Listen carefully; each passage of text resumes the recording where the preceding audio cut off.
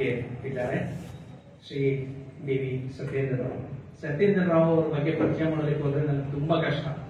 ಯಾಕಂತಂದ್ರೆ ಒಂದು ರೀತಿಯಲ್ಲಿ ಅವ್ರ ಗುರುಗಳು, ಒಂದು ರೀತಿಯಲ್ಲಿ ಸ್ನೇಹಿತರು, ಇನ್ನೊಂದು ರೀತಿಯಲ್ಲಿ ಸಹಯೋಗಿಗಳು. CFTRI ನಲ್ಲಿ ಅವರು ವಿಜ್ಞಾನಿಯಾಗಿ ಕೆಲಸ ಮಾಡ್ತಾ ಇದ್ರು. ಅವರ ಇಡೀ ಬದುಕನ್ನ ಧಾನ್ಯಗಳು ಮತ್ತು ಬೇಳೆಕಾಳುಗಳು ಇವುಗಳ ಬಗ್ಗೆ, ಅವುಗಳನ್ನ ಗಿರಣಿ ಆಡುವ ಬಗ್ಗೆ, ಅವುಗಳ ವಸ್ತು ವಿಷಯಗಳ ಬಗ್ಗೆ ಅವರು ಅರ್ಥಕೊಳ್ಳೋದಕ್ಕೆ, ಅದನ್ನ ನಮ್ಮ ಬಳಕೆಗೆ ಅನುಕೂಲ ಮಾಡಿಕೊಟ್ಟಿದ್ದಾರೆ. ಅದು ಹೇಗೆ ಏನು ಅಂತ ಅನ್ನೋದನ್ನು ಬಹುಶಃ ಅವ್ರ ಬಾಯಲ್ಲೇ ನಾವು ಕೇಳೋಣ. ಅಕ್ಕಿಯ ಬಗ್ಗೆ ಅವರಿಂದ ಈಗ ಮೆದುಳಿಗೆ ಮೇವು ಅಂತ ಹೇಳ್ತೀವಿ, ಇವತ್ತು ಬಹುಶಃ ಅದು ಯಥಾರ್ಥವಾಗಿ ಆಗುತ್ತೆ ಅಂತ ಅಂದ್ಕೊಂಡು ಸತ್ಯೇಂದ್ರ ಅವರನ್ನ ಇಲ್ಲಿಗೆ ಆಹ್ವಾನಿಸ್ತಾ ಇದ್ದೇನೆ. ನಮಸ್ಕಾರ. ಎಲ್ಲರಿಗೂ ದಿನನಿತ್ಯ ಬೇಳೆಕಾಳು ಬೇಯುತ್ತೋ ಇಲ್ವೋ ಅಕ್ಕಿಕಾಳು ಅಂತೂ ಬೇಯುತ್ತೆ. ಎಲ್ಲರ ಮನೆಯಲ್ಲೂ ಅಕ್ಕಿಕಾಳು ಬೇಯುತ್ತೆ, ಬೇಳೆಕಾಳು ಬೇಯುತ್ತೋ ಇಲ್ವೋ ಗೊತ್ತಿಲ್ಲ. ಹಾಗಾಗಿ ಎಲ್ಲರ ಮನೆಯಲ್ಲೂ ಬೇಯುವಂತ ಕಾಳನ್ನ ನಿಮಗೆ ಮತ್ತೆ ಪರಿಚಯ ಮಾಡಿಸ್ಕೊಡ್ತೀನಿ ಅಂತ ಧೈರ್ಯಕ್ಕೆ ನಾನು ಫಸ್ಟ್ ಕ್ಷಮೆ ಯಾಚಿಸ್ತೀನಿ. ಅಂತ ಕಾಳಿನ ಬಗ್ಗೆ ಒಂದು 4-6 ಮಾತುಗಳನ್ನ ಆಡುವಂತ ಪ್ರಯತ್ನ ಮಾಡ್ತೇನೆ. ನಮಗೆಲ್ಲ ತುಂಬಾ ಆಹಾರ ಧಾನ್ಯಗಳು, ಮುಖ್ಯವಾಗಿ ನಮ್ಮಲ್ಲಿ ಇರ್ತಕ್ಕಂಥ ಆಹಾರ ಧಾನ್ಯಗಳನ್ನ ಏಕದಳ ಧಾನ್ಯಗಳು, ಮಾನೋಕಾಟ್ಸ್ ಉಂಟು, ದ್ವಿದಳ ಧಾನ್ಯಗಳು ಅಂದ್ರೆ ಪಲ್ಸಸ್ ಉಂಟು, ಡೈಕಾಟ್ಸ್ ಉಂಟು ಕರೀತಾರೆ. ಯಾವ ಕಾಳು ಒಡೆದ್ರೆ 2 ಭಾಗ ಆಗುತ್ತೆ ಅದು ಡೈಕಾಟ್ಸ್. ಯಾವುದು ಒಡೆದ್ರೆ ನುಚ್ಚು ಮಾತ್ರ ಆಗುತ್ತೆ, 2 ಭಾಗ ಆಗಲ್ಲ, ಅವುಗಳನ್ನು ಮಾನೋಕಾಟ್ಸ್.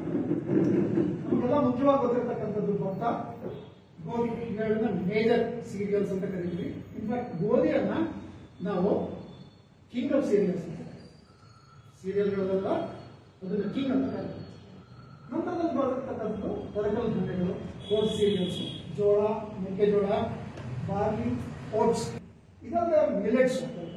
ಇದು ಬಹಳ ಅತ್ಯಂತ ಪ್ರವರ್ಧಮಾನಕ್ಕೆ ಬಂದಿರತಕ್ಕಂಥದ್ದು. ಬರ್ತೋಗಿದ್ದಂಥ ಕಾಳುಗಳಿಗೆ ಪುನರ್ಜನ್ಮ, ಅರಿಗಾಗಿ ಬಂದಿರತಕ್ಕಂಥದ್ದು ಸಜ್ಜೆ, ರಾಗಿ, ಇತರ ಸಿರಿಧಾನ್ಯಗಳು.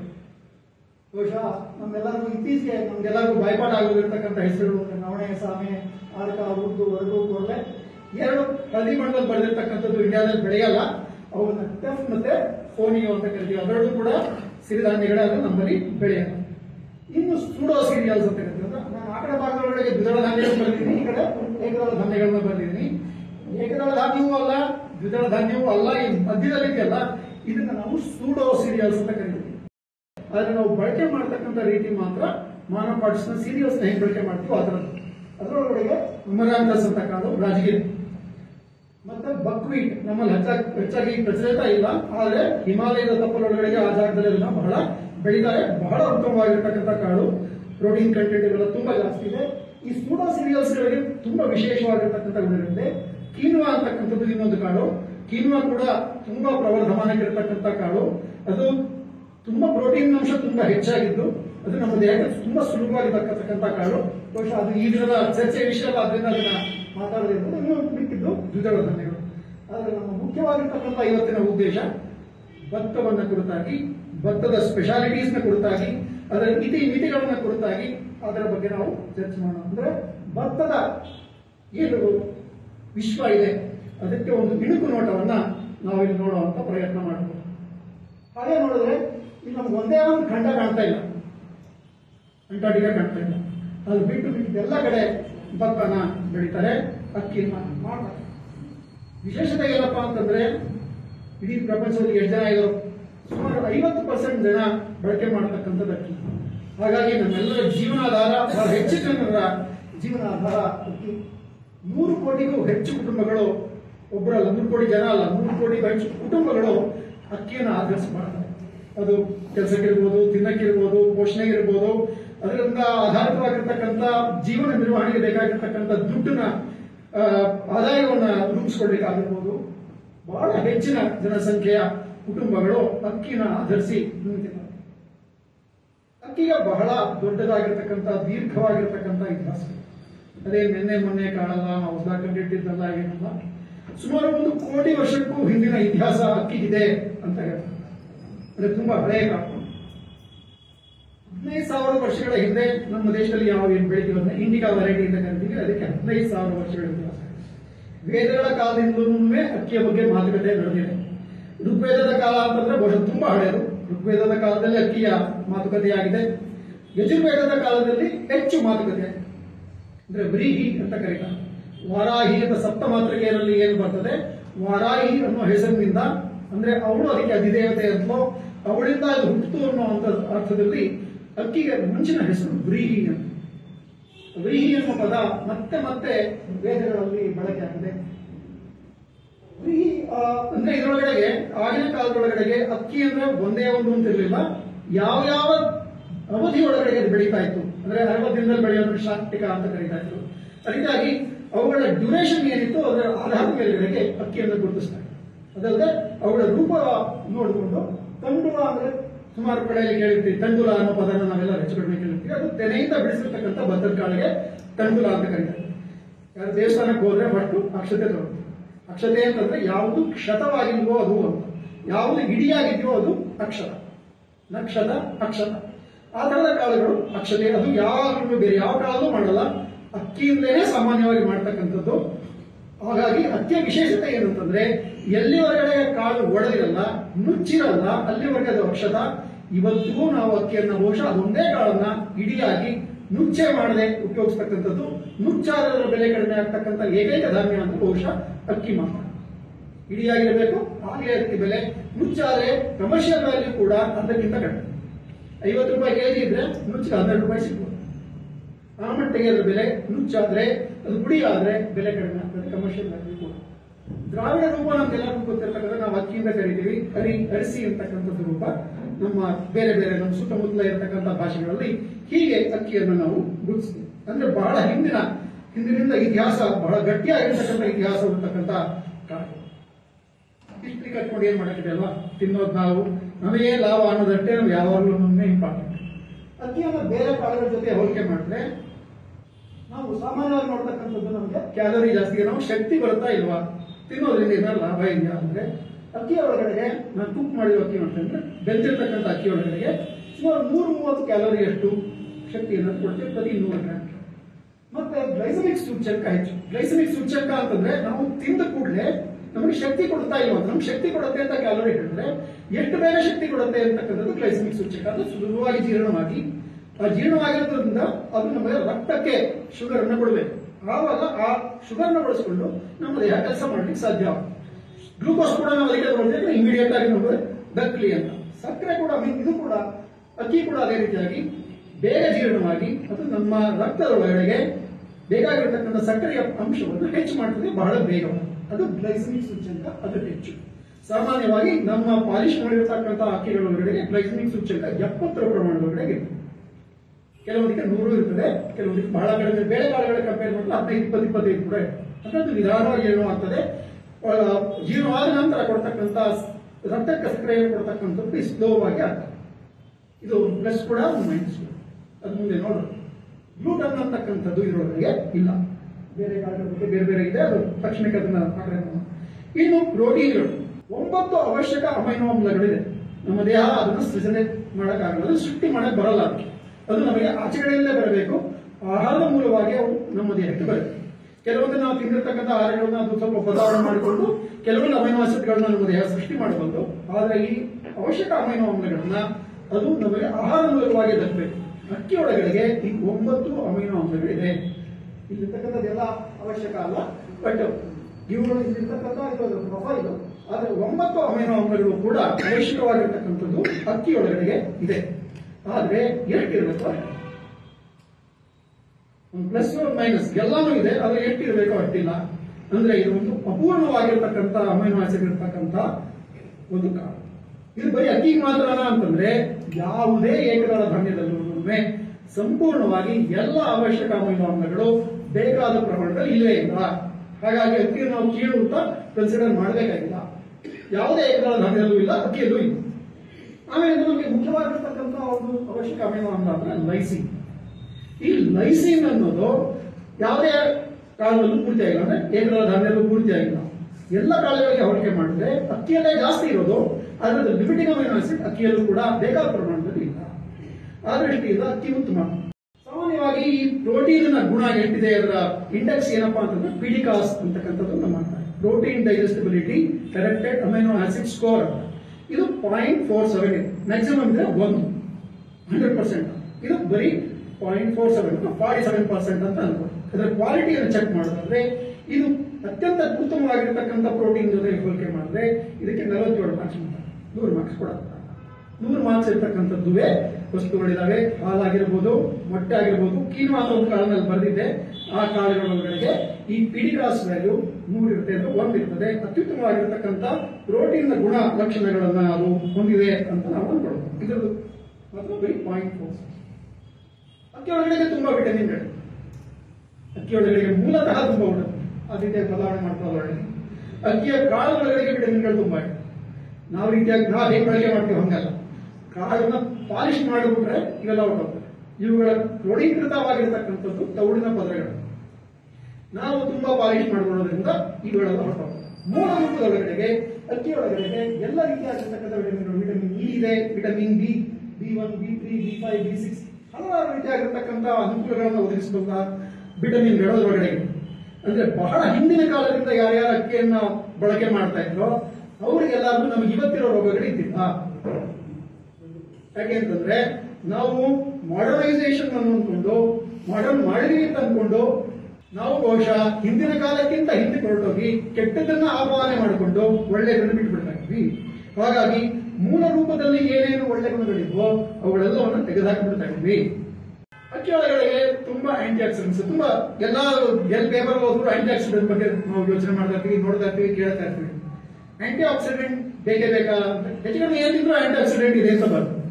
ಆಂಟಿ ಆಕ್ಸಿಡೆಂಟ್ ಅಂದ್ರೆ ಏನು ಅಂತ ಯೋಚನೆ ಮಾಡಿದ್ರೆ ನಮ್ಮ ದೇಹದ ಒಳಗಡೆಗೆ ಹಲವಾರು ಮೆಟಬಾಲಿಕ್ ಆಕ್ಟಿವಿಟೀಸ್ ನಡೀತಾ ಇರ್ತದೆ. ಅದು ನಮ್ಮ ಜೀವಕೋಶಗಳ ಒಳಗಡೆಗೆ ಉಸಿರಾಟ ಕೂಡ ಇರುತ್ತೆ. ಈ ಉಸಿರಾಟದ ಕ್ರಿಯೆ ಒಳಗಡೆಗೆ ಏನ್ ಮಾಡಬೇಕು, ಶಕ್ತಿಯನ್ನು ಸಂಚಯನ ಮಾಡಬೇಕು. ಅಂದ್ರೆ ಶುಗರ್ನ ಹೊಡಿಬೇಕು, ಶಕ್ತಿಯನ್ನು ಬಳಕೆ ಮಾಡ್ಕೊಳ್ಳುವಂತ ವ್ಯವಸ್ಥೆ ಇದೆ. ಈ ಸಂದರ್ಭದಲ್ಲಿ ಕೂಡ ಕೆಲವೊಂದು ಫ್ರೀ ರ್ಯಾಡಿಕಲ್ಸ್ ಉತ್ಪನ್ನವಾಗ್ತವೆ. ಈ ಫ್ರೀ ರ್ಯಾಡಿಕಲ್ಸ್ ಏನ್ ಮಾಡ್ತವೆ, ಬೇರೆ ಜೊತೆ ಸೇರಿಕೊಂಡು ಅವು ನ್ಯೂಟ್ರಲೈಸ್ ಆಗ್ತಾ ಹೋಗ್ತವೆ. ಹೀಗೆ ನ್ಯೂಟ್ರಲೈಸ್ ಮಾಡೋಕ್ಕೆ ಆಂಟಿ ಆಕ್ಸಿಡೆಂಟ್ಗಳ ಅವಶ್ಯಕತೆ ಜಾಸ್ತಿ. ಹೀಗಾಗದೆ ಫ್ರೀ ರ್ಯಾಡಿಕಲ್ಸ್ ಜಾಸ್ತಿ ಆಗ್ತಾ ಹೋದರೆ ಆಕ್ಸಿಡೇಟಿವ್ ಸ್ಟ್ರೆಸ್ ಹೆಚ್ಚಾಗುತ್ತೆ. ನಮ್ಮ ಹಲವಾರು ರೋಗಗಳಿಗೆ ಈ ಆಕ್ಸಿಡೇಟಿವ್ ಸ್ಟ್ರೆಸ್ ಕಾರಣ. ಇದು ಹೆಚ್ಚಾದರೆ ಕ್ಯಾನ್ಸರ್ನಂಥ ರೋಗ ಕೂಡ ಬರಬಹುದು. ನಮ್ಮ ದೇಹದಲ್ಲಿ ಫ್ರೀ ರ್ಯಾಡಿಕಲ್ಸೇ ಇಲ್ಲದೆ ಹೋದರೆ ರೋಗ ನಿರೋಧಕ ಶಕ್ತಿನೇ ಹೊರಟೋಗ್ಬಿಡ್ಬೋದು. ಹೀಗಾಗಿ ಫ್ರೀ ರ್ಯಾಡಿಕಲ್ಸೂ ಇರಬೇಕು, ಅದು ನಿರಂತರ ನ್ಯೂಟ್ರಲೈಸೂ ಆಗಬೇಕು. ಈ ಬ್ಯಾಲೆನ್ಸಿಂಗ್ ಅಂದರೆ ಸಮತೋಲನ ಬಹಳ ಮುಖ್ಯ. ಹಾಗಾಗಿ ಆಂಟಿ ಆಕ್ಸಿಡೆಂಟ್ಗಳು ನಮಗೆ ಬೇಕಾಗ್ತಾನೆ ಇರುತ್ತೆ. ಅದಕ್ಕೆ ಮೂಲವಾಗಿರ್ತಕ್ಕಂಥ ಕಾಂಪೌಂಡ್ಗಳು ಅಂದ್ರೆ ಫಿನಾಲಿಕ್ ಆಮ್ಲಗಳು, ಫಿನಾಲಿಕ್ ಆಸಿಡ್ಸ್, ಫ್ಲೇವೋನೈಡ್ಗಳಿದೆ, ಆಂಥೋಸಯಾನಿನ್ ಇದೆ, ಪ್ರೋಆಂಥೋಸಯಾನಿನ್ಗಳಿದೆ. ಗ್ಯಾಮಾ ಒರೈಸನಾಲ್ ಅಕ್ಕಿಗೆ ವಿಶೇಷವಾಗಿರ್ತಕ್ಕಂಥದ್ದು. ಅಕ್ಕಿ ಹೆಸರು ಬಂದಿರೋದೇ ಒರೈಸಾ ಸೆಟೈವ. ಈ ಗ್ಯಾಮಾ ಒರೈಸನಾಲ್ ಅಕ್ಕಿಗೆ ವಿಶೇಷವಾಗಿರ್ತಕ್ಕಂಥದ್ದು. ಇದು ಅಕ್ಕಿಯ ತೌಡದಲ್ಲಿದೆ. ಅದನ್ನು ಎಣ್ಣೆ ಮಾಡಿದ್ರೆ ಗ್ಯಾಮಾ ಒರೈಸನಾಲ್ ಹೊರಗಡೆ ಬರ್ತದೆ. ಆದ್ರೆ ನಾವು ಎಣ್ಣೆ ತೆಗೆಯೋ ರೀತಿಯಲ್ಲಿ ಅಲ್ಲ. ನಾವು ಎಣ್ಣೆ ತೆಗೆದುಬಿಡ್ತೀವಿ, ಬ್ಲೀಚ್ ಮಾಡಿಬಿಡ್ತೀವಿ, ಕಲರ್ ಹೋಗಿಸ್ಬೇಕು, ವಾಸನೆ ಹೋಗ್ಬೇಕು, ಎಲ್ಲ ತೆಗೆದುಬಿಟ್ರೆ ಎಣ್ಣೆಯಲ್ಲಿ ಏನು ಉಳಿಯೋದೇ ಇಲ್ಲ. ಆ ರೀತಿಯಾಗಿ ಮಾಡ್ಕೊಂಡಿದ್ದೀವಿ. ಸೊ ಆದ್ರೆ ಅಕ್ಕಿಗೆ ವಿಶೇಷವಾಗಿರ್ತಕ್ಕಂಥದ್ದು ಗ್ಯಾಮಾ ಒರೈಸನಾಲ್. ಮತ್ತೆ ಫೈಟಿಕ್ ಆಸಿಡ್ ಕೂಡ ಇದರೊಳಗಡೆ ಇದೆ. ಫೈಟಿಕ್ ಆಸಿಡ್ ಸ್ವಲ್ಪ ಪ್ರಮಾಣದೊಳಗಡೆ ಇದ್ರೆ ಅದು ಒಂದು ರೀತಿಯಾಗಿ ಕೆಲಸ ಮಾಡ್ತದೆ. ಫೈಟಿಕ್ ಆಸಿಡ್ ಜಾಸ್ತಿ ಇದ್ರೆ ಅದು ನೆಗೆಟಿವ್ ಆಗಿ ಕೆಲಸ ಮಾಡ್ತದೆ. ಅಕ್ಕಿಯೊಳಗಡೆಗೆ ಫೈಟಿಕ್ ಆಸಿಡ್ ಇದೆ, ಅದು ಕೂಡ ತೌಡಿನ ಪದರಗಳಲ್ಲಿ. ಇಷ್ಟೆಲ್ಲ ಇರತಕ್ಕಂಥ ಭತ್ತ ಸುಮಾರು 750-800 ದಶಲಕ್ಷ ಟನ್ ಅಷ್ಟು ಪ್ರಪಂಚದಲ್ಲಿ ಬೆಳೆಯುತ್ತೆ. ಒಂದೆರಡು ಕಾಳುಗಳಿಗೆ ಇಷ್ಟೊಂದು ಪ್ರಮಾಣದೊಳಗಡೆಗೆ ಭತ್ತ ಬೆಳಿತೀವಿ. ನಮ್ಮ ದೇಶ ವರ್ಲ್ಡ್ ಅಲ್ಲಿ ನಂಬರ್ 2, ವರ್ಲ್ಡ್ ನಂಬರ್ 1 ಚೈನಾ. ಆದರೆ ನಾವು ನಂಬರ್ 2 ಆಗಲಿಕ್ಕೆ ಎಷ್ಟು ಭೂಮಿಯನ್ನು ಉಪಯೋಗಿಸ್ತೀವಿ ಅಂದ್ರೆ ಅದು ತುಂಬಾ ಜಾಸ್ತಿ. ಚೈನಾದೊಳಗಡೆಗೆ ಜಾಸ್ತಿ ಬೆಳೀತಾರೆ, ಆದರೆ ಕಡಿಮೆ ಭೂಮಿಯಲ್ಲಿ ಬೆಳೀತಾರೆ. ನಮ್ಮದೊಳಗಡೆಗೆ ಕಡಿಮೆ ಬೆಳಿತೀವಿ, ತುಂಬಾ ಜಾಸ್ತಿ ಭೂಮಿಯಲ್ಲಿ ಬೆಳಿತೀವಿ. ಅಂದ್ರೆ ನಮ್ಮ ಉತ್ಪಾದಕತೆ ಪ್ರಮಾಣ ತುಂಬಾ ಕಡಿಮೆ. ಕೆಲವೊಂದು ದೇಶಗಳಲ್ಲಿ 1 ಹೆಕ್ಟೇರ್ಗೆ 8ರಿಂದ 8.5 ಟನ್ ಬೆಳೆದ್ರೆ ನಮ್ಮ ದೇಶದ ಆವರೇಜ್ ಬರೀ 3.3 ಟನ್, ಬಹಳ ಕಡಿಮೆ. ಹಾಗಾಗಿ ಬಹಳ ಏರಿಯಾ ಬಳಸ್ತೀವಿ. ನಮ್ಮ ಪ್ರೊಡಕ್ಟಿವಿಟಿ ರ್ಯಾಂಕ್ ನೋಡಿದ್ರೆ 43. ವರ್ಲ್ಡ್ ಅಲ್ಲಿ ನಂಬರ್ 2 ನಾವು ಪ್ರೊಡಕ್ಷನ್ ಅಲ್ಲಿ, ಆದರೆ ಪ್ರೊಡಕ್ಟಿವಿಟಿ ರ್ಯಾಂಕ್ 43.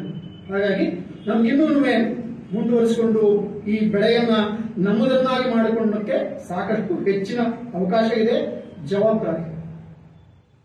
ಯಾಕೆ ಈ ಜವಾಬ್ದಾರಿ ಬಗ್ಗೆ ಹೇಳ್ತೀನಿ ಅಂದ್ರೆ ಇದು ನೋಡಿ, 1 ಕೆಜಿ ಅಕ್ಕಿ ಬೆಳೆಯಕ್ಕೆ 3000 ಲೀಟರ್ ನೀರು. ಇದು ಶಾಕಿಂಗ್ ಇರ್ತದೆ. 1 kgಗೆ 3000 ಲೀಟರ್. ಪಾರ್ಬಾಯಿಲ್ ಮಾಡ್ತಾರೆ, ಕುಸುಬಲ್ ಮಾಡೋದಕ್ಕೆ 1 kgಗೆ 1.2 to 1.5 ಅಷ್ಟು ಬೇಕು. 1 kgಗೆ 1.5 ಲೀಟರ್ ಅಷ್ಟು ನೀರು. ಮಾಮೂಲಾಗಿ ಮನೆ ಒಳಗಡೆಗೆ ಅನ್ನ ಮಾಡ್ಲಿಕ್ಕೆ ಹಿಂಗೆ ನೀರಿಡಿ ಅಂತ ಹೇಳ್ತಾರಲ್ಲ, ಅದಂದ್ರೆ ಒಂದಕ್ಕೆ ಕೊನೆ ಪಕ್ಷ 2 ಪಟ್ಟು ನೀರು. ಇದರೊಳಗಡೆಗೆ ನಾನು ಬೇಯಿಸಕ್ ಮಾತ್ರ ಹೇಳ್ತಾಗಿ ತೊಳೆಯಕ್ಕೆ ಹೇಳ್ತಾರೆ. ತೊಳೆ ಅಡಿಷನಲ್ ನೀರು, ಬಹುಶಃ ಬೇಯಿಸಕ್ ಬೇಕು ಅದಕ್ಕಿಂತ ಜಾಸ್ತಿ ನೀರು ಅಕ್ಕಿನ ತೊಳೆ. ಅಂದ್ರೆ very highly intensive, water intensive. ಮೊದಲಿಂದ ಕೊನೆಯವರೆಗಡೆಗೆ ಅಕ್ಕಿಗೆ ನೀರೇ ನೀರು. ನಾವು ನಾಚಿ ನೀರಾದ್ರೂ ಅಕ್ಕಿ ನಾಚ್ಕೊಳ, ಅಷ್ಟು ನೀರು ಬೇಕು ಅಕ್ಕಿಗೆ. ಎಷ್ಟು ನೋಡಿ, 750 ದಶಲಕ್ಷ ಟನ್ ಬೆಳಿತೀವಿ ಇಂಟು 3000 ಲೀಟರ್. 1 kgಗೆ 3000 ಲೀಟರ್. 750 ದಶಲಕ್ಷ ಇಂಟು 3000, 2250 ಲಕ್ಷ ಕೋಟಿ ಲೀಟರ್ ನೀರು ಬೇಕು. ಅಂದ್ರೆ ಸುಮಾರು 1350 KRS ಡ್ಯಾಮ್ ಬೇಕು. ಆದ್ರೂ ನಾವು ಅಕ್ಕಿ ಬೆಳೆ ತುಂಬಾ ಹೊಸದಾಗಿರ್ತಕ್ಕಂಥ ಈ ಬೆಳೆ ಬೆಳೀತಕ್ಕಂಥ ವಿಧಾನಗಳು ಬರ್ತಾ ಇದೆ. ಆದ್ರೂ ಕೂಡ ಅತ್ಯಂತ ಉತ್ತಮವಾಗಿರ್ತಕ್ಕಂಥ ವ್ಯವಸ್ಥೆಯಲ್ಲಿ ಕೂಡ ಇದರ 60% ಅಷ್ಟು ನೀರು ಬೇಕು. ಅಂದ್ರೆ 1350 ಜಾಗದೊಳಗಡೆಗೆ 810 KRS ಡ್ಯಾಮ್ ಸಾಕು. ಅಷ್ಟು ಪ್ರಮಾಣದಲ್ಲಿ ನೀರಿನ ಅವಶ್ಯಕತೆ ಅಕ್ಕಿದೆ. ಇಷ್ಟಾದ್ರೂ ಇಷ್ಟೆಲ್ಲ ನೀರು ಬೇಕು, ಒಳ್ಳೆದಿದೆ ಕೆಟ್ಟದಿದೆ ಏನೇನೋ ಆಗುತ್ತೆ. ಆದ್ರೂ ಕೂಡ ಅಕ್ಕಿ ಯಾಕೆ ಜನಪ್ರಿಯ ಅಂತಂದ್ರೆ, ನಾವು ಯಾವಾಗಲೂ ಅಕ್ಕಿ ತಿಂದ್ರೆ ನಮ್ಗೆ ಕೆಟ್ಟದಾಗಿದೆ ಇಲ್ಲ. ಇತ್ತೀಚೆಗೆ ನಮ್ಗೆ ಗೊತ್ತಾಗದೆ ಆಗ್ತಾ ಇರ್ತಕ್ಕಂಥದ್ದು ಬಿಟ್ಬಿಟ್ರೆ, ಯಾರಿಗೂ ಹೊಟ್ಟೆ ಕೆಟ್ಟೋಯ್ತಪ್ಪ, ಜೀವನ ಆಗ್ಲಿಲ್ಲ, ಏನು ಅಲರ್ಜಿ ಆಯ್ತು, ಈ ತರದ ಯಾವುದೂ ಕೂಡ ಅಕ್ಕಿ ತಿಂದವರಿಗೆ ಆಗಿದೆ. ಅಂದ್ರೆ ಇಲ್ಲಿವರೆಗಡೆ ಅಕ್ಕಿ ಅಲರ್ಜಿನಿಸಿಟಿ ಅಕ್ಕಿ ಒಳಗಡೆ ಕಂಡು ಬಂದೇ ಇಲ್ಲ. ಕಂಡಿದ್ರು ತುಂಬಾ ಕಡಿಮೆ ಜನರೊಳಗಡೆ ನೆಗೆಟಿವ್ ಆಗಿರೋದಷ್ಟು ಪ್ರಮಾಣದಲ್ಲಿ ಮಾತ್ರ ಅಲರ್ಜಿನಿಸಿಟಿ ಇದೆ. ಅಂದ್ರೆ ಒಳಗಡೆ ಸುಲಭವಾಗಿ ಜೀರ್ಣ ಆಗುತ್ತೆ, ಅಲರ್ಜಿ ಇಲ್ಲ, ತಕ್ಷಣ ಶಕ್ತಿ ಕೊಡುತ್ತೆ. ಹೇಳಿದ್ನಲ್ಲ, ಬಹಳ ಬೇಗ ಅದು ಜೀರ್ಣ ಆಗೋದ್ರಿಂದ ತುಂಬಾ ಶುಗರ್ನ ಬೇಗ ಕೊಡುತ್ತೆ. ಈ ತರ ಆಹಾರ ಜೊತೆ ಹೊಂದ್ಕೊಂಡ್ಬಿಡುತ್ತೆ. ಅಂದ್ರೆ ನಾವು ಯಾವಾಗಲೂ ಅಕ್ಕಿನ ಬರೀ ಅನ್ನ ನಾವು ಯಾವಾಗಲೂ ತಿನ್ನೋದಿಲ್ಲ. ಅದು ಸಾರು, ಸಾಂಬಾರು, ನಾನ್ ವೆಜ್ ತಿನ್ನೋರು ನಾನ್ ವೆಜ್ ಜೊತೆಲೋ, ಯಾವುದೇ ಮಸಾಲೆ ಪದಾರ್ಥ ಜೊತೆಲೋ, ಯಾವ ಜೊತೆಲೋ ತಿನ್ನೋಣ ತುಂಬಾ ಸುಲಭವಾಗಿ ಹೊಂದ್ಕೊಂಡ್ಬಿಡುತ್ತೆ. ನಮಗೆ ಬೇರೆ ಯಾವ ಮೂಲೆ ಕೂತ್ಕೊಂಡಿರಲ್ಲ, ಅದು ಜನ ಜೊತೆ ಬೆರ್ಕೊಂಡ್ಬಿಡುತ್ತೆ, ನಮ್ಮ ಆಹಾರ ಜೊತೆ ಬೆರ್ಕೊಂಡ್ಬಿಡುತ್ತೆ, ಎಲ್ಲರೊಳಗೆ ಒಂದಾಗ ಮಂಕುತಿ ಮಾತ್ರ ಸೇರ್ಕೊಂಡ್ಬಿಡುತ್ತೆ. ಹಾಗಾಗಿ ಯಾವುದೇ ಸಮಸ್ಯೆಗಳಿಲ್ಲ ಇರ್ತಕ್ಕಂಥದ್ದು. ಮತ್ತಿನ್ನೊಂದು ಸಾಂಸ್ಕೃತಿಕ ಕಾರಣ. ಅಂದ್ರೆ ನಮಗೆ ನಾನು ಹೇಳಿದಲ್ಲ, ಇಷ್ಟು ವರ್ಷದ ಇತಿಹಾಸ ಇದೆ. ಇತಿಹಾಸದೊಳಗಡೆಗೆ ನಮ್ಮ ಪೂಜೆ ಪುನಸ್ಕಾರಗಳಲ್ಲಿ ಜೀವನದ ಪ್ರತಿಯೊಂದು ಹಂತದಲ್ಲೂ ಅಕ್ಕಿಯನ್ನು ನಾವು ಬಳಸ್ಕೊಂಡಿದ್ದೀವಿ. ಹಾಗಾಗಿ ಏನು ಸಿಕ್ಕಲ್ಲ ಅಂದ್ರೆ ಅಕ್ಕಿ ಒಳಗಡೆ ನಾವು ಏನಾದ್ರು ಮಾಡಿ ತಿಂತಕ್ಕಂಥ ಪರಿಪಾಠ ದೀರ್ಘಕಾಲದಿಂದ ಬಂದಿದೆ. ಹಾಗಾಗಿ ನಾವು ಅಕ್ಕಿನ ಕಂಟಿನ್ಯೂಸ್ ಆಗಿ ಯೂಸ್ ಮಾಡ್ತಾ ಇದ್ದೀವಿ. ಇಷ್ಟು ದೀರ್ಘವಾಗಿರ್ತಕ್ಕಂಥ ಇತಿಹಾಸ ಆಗಿರ್ತಕ್ಕಂಥ ಅಕ್ಕಿ ಒಳಗಡೆ ಆನುವಂಶಿಕ ವೈವಿಧ್ಯತೆ ತುಂಬಾ ಜಾಸ್ತಿ. ಯಾವುದೇ ಕಾಳುಗಳನ್ನ ನಮ್ಮೊಳಗೆ ಸುತ್ತಮುತ್ತ ಇರತಕ್ಕಂಥ ಬೆಳೆಗಳನ್ನ ನೋಡಿದ್ರೆ ತುಂಬಾ ಆನುವಂಶಿಕತೆ ಹೆಚ್ಚಾಗಿರ್ತಕ್ಕಂಥದ್ದು, ವೈವಿಧ್ಯತೆ ಹೆಚ್ಚಾಗಿರ್ತಕ್ಕಂಥದ್ದು ಅಕ್ಕಿ. ಅಂದ್ರೆ ಅರ್ಥ ಲಕ್ಷಾಂತರ ತಳಿಗಳಿದಾವೆ. ಬಹುಶಃ ಇನ್ನು ಇಷ್ಟು ತಳಿ ಇದೆ ಅನ್ನೋದೇ ನಮ್ಗೆ ಗೊತ್ತಿಲ್ಲ. ಯಾಕಂತಂದ್ರೆ ಒಂದೇ ರೀತಿಯಾಗಿರ್ತಕ್ಕಂಥ ತಳಿಗಳಿಗೆ ಬೇರೆ ಬೇರೆ ಜಾಗದಲ್ಲಿ ಬೇರೆ ಬೇರೆ ಹೆಸರು ಹೇಳ್ತಾರೆ, ಎರಡು ಒಂದೇ. ಸೊ ಜೆನೆಟಿಕಲ್ ಆಗಿ ನಾವು ಮ್ಯಾಪ್ ಮಾಡಿ ಕರೆಕ್ಟ್ ಮಾಡೋವರೆಗೂ ಇಷ್ಟೇ ತಳಿಗಳಿದೆ ಅಂತ ಗೊತ್ತಿಲ್ಲ. ಆದ್ರೂ ಲಕ್ಷಾಂತರ ತಳಿಗಳಿದೆ ಅನ್ನೋದು ಮಾತ್ರ ಗ್ಯಾರಂಟಿ ಗೊತ್ತು ನಮ್ಗೆ. ಅಂದ್ರೆ ಯಾಕೆ ಅಂದ್ರೆ ಅದು ಜರ್ಮ್ ಪ್ಲಾಸಮ್ ನಾವು ಕಲೆಕ್ಟ್ ಮಾಡಿ ಇಟ್ಕೊಳ್ತಾ ಇದ್ದೀವಿ. ಮುಂದಾದ ಕಾಲದೊಳಗಡೆ ಏನಾದ್ರು ಸಮಸ್ಯೆ ಆದ್ರೆ ಅವುಗಳನ್ನು ಪುನಃ ಸೃಷ್ಟಿ ಮಾಡಬಹುದಾ, ರೀತಿಯಾಗಿ ಮಾಡ್ಲಿಕ್ಕೋಸ್ಕರ ಜರ್ಮ್ ಪ್ಲಾಸಮ್ ಕಲೆಕ್ಷನ್ ಮಾಡ್ತಾ ಇದೀವಿ. IRRI ಒಳಗಡೆಗೆ ಫಿಲಿಪೀನ್ಸ್ ಅಲ್ಲಿ ಇರತಕ್ಕಂಥ ಇಂಟರ್ನ್ಯಾಷನಲ್ ರೈಸ್ ರಿಸರ್ಚ್ ಇನ್ಸ್ಟಿಟ್ಯೂಟ್ ಒಳಗಡೆಗೆ 42,000ದಿಂದ 50,000 ಅವರು ಕಲೆಕ್ಷನ್ ಮಾಡಿದ್ದಾರೆ. ನಮ್ಮ ದೇಶದ MBBGR ಒಳಗಡೆಗೆ 72,000 ಇದೆ. ಇದು ಬರೀ ನಾನು ಚಿಕ್ಕದಾಗಿ ಹೇಳ್ತಾ ಇರ್ತಕ್ಕಂಥ. ಒಟ್ಟಾರೆ ಸೇರಿದ್ರೆ ಸುಮಾರು 3 ಲಕ್ಷಕ್ಕೂ ಜಾಸ್ತಿ ಇರತಕ್ಕಂಥದ್ದನ್ನು ಈಗಾಗಲೇ ಜರ್ಮ್ ಪ್ಲಾಸಮ್ ಬೇರೆ ಬೇರೆ ಕಡೆಗಳೊಳಗೆ ಸ್ಟೋರ್ ಮಾಡಿದೆ. ಇಷ್ಟೆಲ್ಲ ಇದ್ರೂ ನಮ್ಮ ದೇಶದೊಳಗಡೆ ಎಷ್ಟಪ್ಪ ಬೆಳೆ ಬೆಳಿತೀವಿ ಅಂದ್ರೆ 3,000 ಜಾತಿಯ ಅಕ್ಕಿಯನ್ನ ಇವತ್ತಿಗೂ ವಾಣಿಜ್ಯಿಕವಾಗಿ ಒಂದೇ ಎರಡು ವೆರೈಟಿ ಇರಲ್ಲ, 3,000 ವೆರೈಟಿಯನ್ನ ಕಮರ್ಷಿಯಲ್ ಆಗಿ ಕ್ರಾಪ್ ಮಾಡ್ತೀವಿ. ಅದನ್ನ ನಾವು ಇಂಡಿಯಾದಲ್ಲಿ ಮಾತ್ರ ನಾವು ಅಷ್ಟರ ಮಟ್ಟಿಗೆ ಆ ವೆರೈಟಿಯನ್ನು ನಾವಿನ್ನು ಉಳಿಸ್ಕೊಂಡಿದ್ವಿ. ಆ ವೇರಿಯೇಷನ್ಸ್ ಇಂಥ ಅಕ್ಕಿ ಒಳಗಡೆಗೆ 2 ಮುಖ್ಯವಾಗಿರ್ತಕ್ಕಂಥ ಪ್ರವರ್ಗಗಳಿವೆ, 2 ಮೇಜರ್ ಜಾತಿಗಳು. ಒಂದನ್ನ ಒರೈಸಾ ಸಟೈವಾ ಅಂತ ನಾನು ಹೇಳಿದ ಗ್ಯಾಮಾ ಒರೈಸಾ ಅಲ್ಲಿರ್ತಕ್ಕಂಥ ಒರೈಸಾ ಸಟೈವಾ, ಇನ್ನೊಂದು ಒರೈಸಾ ಗ್ಲಾಬರ್. ಒಂದು ಏಷ್ಯಾ ಮೂಲದ್ದು, ಇನ್ನೊಂದು ಆಫ್ರಿಕಾ ಮೂಲದ್ದು. ಒರೈಸಾ ಸಟೈವಾ ನಾವು ಸಾಮಾನ್ಯವಾಗಿ ಅದರೊಳಗೆ 3 ವಿಧಾನ ಇದೆ. ಅದರೊಳಗಡೆ ಇಂಡಿಕಾ ಅಂತ ನಮ್ಮ ಇಂಡಿಯಾ ದೇಶದಲ್ಲಿ ಬೆಳೀತಕ್ಕಂಥ ಅತಿ ಹೆಚ್ಚಿನದು ಇಂಡಿಕಾ ವೆರೈಟಿ. ಇಂಡಿಕಾ ವೆರೈಟಿ ಅಂತ. ಇನ್ನೊಂದು ಜಪಾನಿಕಾ ವೆರೈಟಿ, ಜಪಾನ್ ಆ ರೀತಿ ಆಗಿರ್ತಕ್ಕಂಥದ್ರೊಳಗಡೆ ಇರ್ತಕ್ಕಂಥದ್ದು ಜಪಾನಿಕಾ ವೆರೈಟಿ.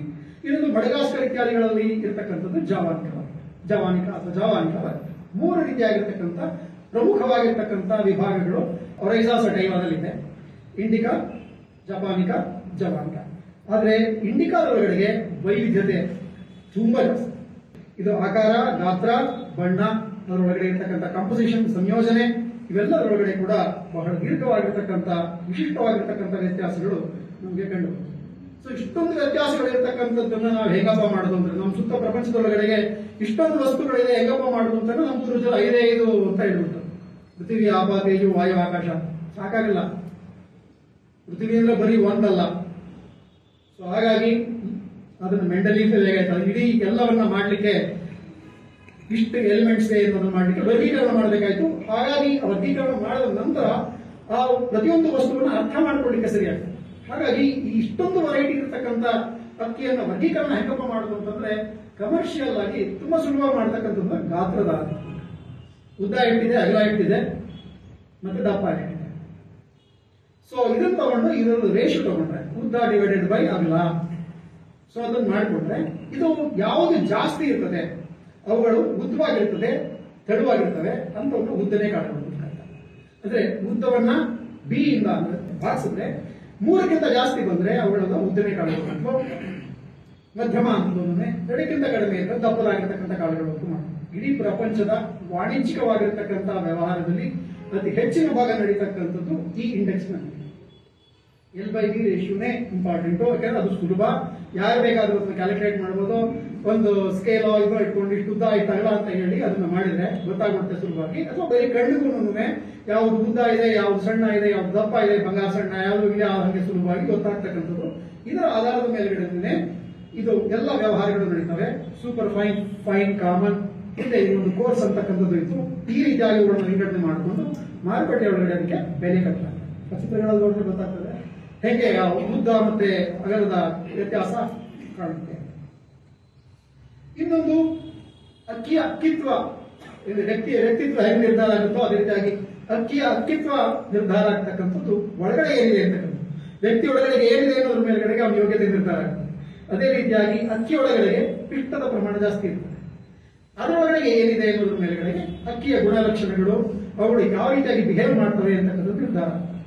ಅಕ್ಕಿ ಒಳಗಡೆಗೆ ಅಮೈಲೋಸ್ ಮತ್ತೆ ಅಮೈಲೋಪೆಕ್ಟಿನ್ ಸಾಮಾನ್ಯವಾಗಿ ಯಾವುದೇ ಶಾಸ್ತ್ರಗಳಿಗೆ ಇದಿದೆ. ಅಮೈಲೋಸ್ ಎಷ್ಟಿದೆ ಅನ್ನೋದ್ರ ಮೇಲ್ಗಡೆ ಅಥವಾ ಅಮೈಲೋಪೆಕ್ಟಿನ್ ಎಷ್ಟಿದೆ ಅನ್ನೋದ್ರ ಮೇಲ್ಗಡೆಗೆ ಅಕ್ಕಿತ್ವ ನಿರ್ಧಾರ ಆಗ್ತದೆ. 0 ಇಂದ 2.9 ಅಂದ್ರೆ ಕಡಿಮೆ ಪ್ರಮಾಣದೊಳಗಡೆಗೆ ಅಮೈಲೋಸ್ ಇದ್ರೆ ಅವು ವ್ಯಾಕ್ಸಿ ಅಂತ ಕರೀತಾರೆ. ಅಂದ್ರೆ ಅವು ತುಂಬಾ ಬೇಗ ಜೆಲ್ ಆಗ್ಬಿಡ್ತವೆ, ಕಂಟೆಂಟ್ ಆಗ್ತದೆ, ಮುದ್ದೆ ಆಗ್ತದೆ, ಅದು ವ್ಯಾಕ್ಸ್ ತರ ಆಗ್ತದೆ. ಅವು ವ್ಯಾಕ್ಸಿ ವೆರೈಟೀಸ್. ಅದಕ್ಕಿಂತ ಸ್ವಲ್ಪ ಜಾಸ್ತಿ 3 ಇಂದ 9.9 ವರೆಗೆ ಇದೆ, ಬಹಳ ಕಡಿಮೆ ಅಮೈಲೋಸ್ ಇರ್ತಕ್ಕಂಥದ್ದು. ಅದೇ ರೀತಿಯಾಗಿ ವರ್ಗ ಮಾಡಿದ್ರೆ 10 ರಿಂದ 19, ಮಧ್ಯಮ ಅಂದ್ರೆ 20 ರಿಂದ 25 ವರೆಗೆ 25ಗಿಂತ ಜಾಸ್ತಿ ಇರ್ತದೆ.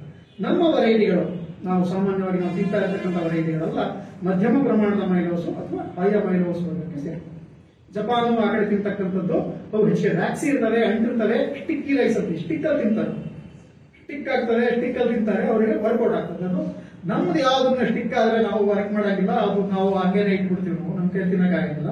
ಸೊ ನಮಗೆ ಉದುರುದಾಗಿರ್ಬೇಕು ಅಕ್ಕಿ, ಅವುಗಳೊಳಗಡೆ ಅಮೈಲೋಸ್ ಅಂಶ ಜಾಸ್ತಿ ಇರ್ತದೆ. ಹಾಗಾಗಿ ಮಧ್ಯಮ ಪ್ರಮಾಣದ ಅಮೈಲೋಸ್ ಅಂದ್ರೆ ಬಾಸ್ಮತಿ ಕೂಡ ಮಧ್ಯಮ ಪ್ರಮಾಣದ ಅಮೈಲೋಸ್ ಇರ್ತಕ್ಕಂಥ ಅಕ್ಕಿ. ಸೊ ಈ ಇದರೊಳಗಡೆಗೆ ನಮ್ಮ ಎಲ್ಲ ಅಕ್ಕಿಗಳು ಬರ್ತವೆ. ಇನ್ನು ವಾಸನೆ, ಬಾಸ್ಮತಿ ಹೆಸರು ಈಗ ತಾನೇ ತಗೊಂಡೆ. ಬಾಸ್ಮತಿ ಅಂದ್ರೆ ವಾಸನಾಮತಿ ಅಂತ. ಬಟ್ ಅದರೊಳಗಡೆ ಇರತಕ್ಕಂಥದಕ್ಕೆ ಕಾರಣ ಅಸಿಟೈಲ್ ಪೈರೋಲಿನ್ ಅಂತ ಇರುತ್ತೆ. ಸಾಕಷ್ಟು ಬೇರೆ ಬೇರೆ ರೀತಿಯಾಗಿರ್ತಕ್ಕಂಥ ಕೆಮಿಕಲ್ಗಳು, ಆರೋಮ್ಯಾಟಿಕ್ಸ್ ಇದಾವೆ.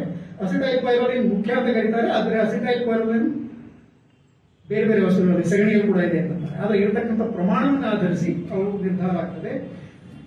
ಆರೋಮ್ಯಾಟಿಕ್ ರೈಸ್ ಅಂದ್ರೆ ಕೇವಲ ಬಾಸ್ಮತಿ ಒಂದೇ. ಈ ಕಡೆ ಒಂದು ಚಿತ್ರಗಳು ಕೊಟ್ಟಿದ್ದೀನಿ, ಇದೆಲ್ಲ ಆ ಚಿತ್ರ ಇದೆಲ್ಲ ಅದಷ್ಟು ನಮ್ಮ ದೇಶದಲ್ಲೇ ಇರತಕ್ಕಂಥ ಆರೋಮ್ಯಾಟಿಕ್ ರೈಸ್. ಅವೆಲ್ಲ ಹಿಮಾಲಯದ ತಪ್ಪಲು ಆ ಪ್ರದೇಶದಲ್ಲಿ ಬೆಳೀತಕ್ಕಂಥ ವಾಸನೆ ಇರ್ತಕ್ಕಂಥ ಅಕ್ಕಿಗಳು. ಇಷ್ಟೊಂದೇ ಪ್ರಪಂಚದ ಬೇರೆ ಬೇರೆ ಭಾಗಗಳಲ್ಲಿ ಜಾಸ್ಮಿನ್ ಅಂತ ರೀತಿಯಾಗಿರ್ತಕ್ಕಂಥ ಅಕ್ಕಿಗಳಿದೆ. ಅವುಗಳಿಗೆ ಅದರದೇ ಆಗಿರ್ತಕ್ಕಂಥ ಮಾರ್ಕೆಟ್ ಇದೆ.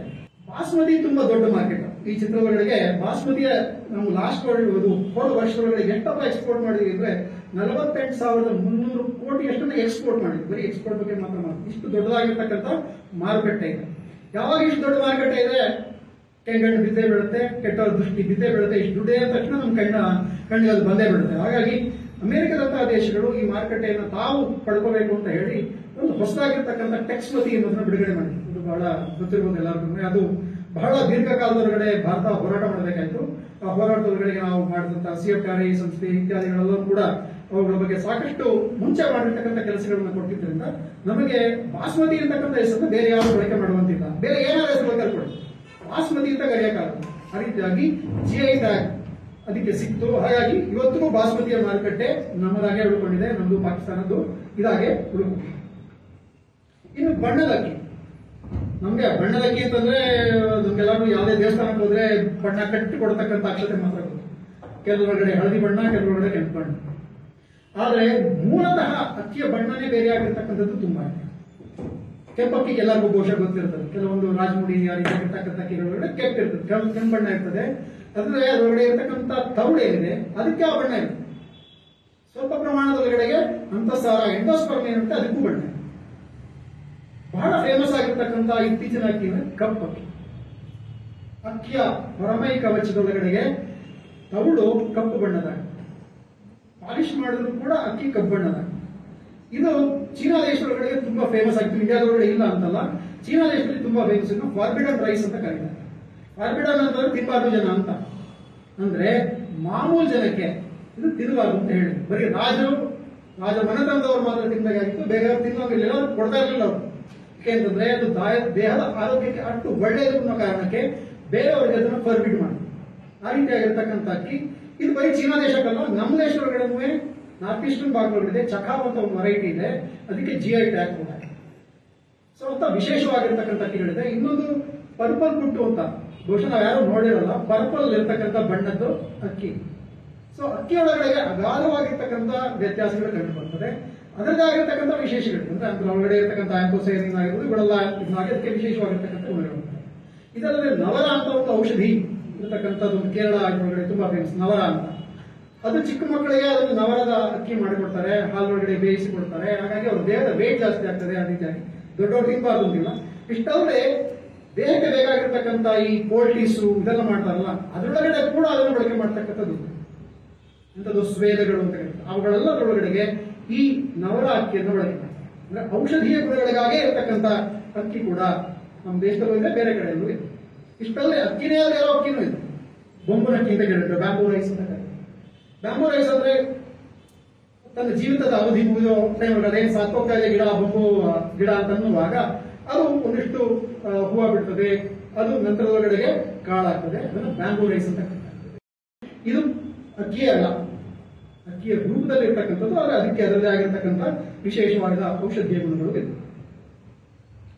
ಇನ್ನು ನಮ್ಮೆಲ್ಲರಿಗೂ ಗೊತ್ತಿರುವಂತೆ ಅಕ್ಕಿಯೊಳಗಡೆಗೆ ಮಿಲ್ಲಿಂಗ್ ಎಷ್ಟಾಗಿದೆ ಅನ್ನೋದ್ರ ಆಧಾರದ ಮೇಲ್ಗಡೆ ಒಂದು ವರ್ಗೀಕರಣ ಮಾಡ್ತೀವಿ.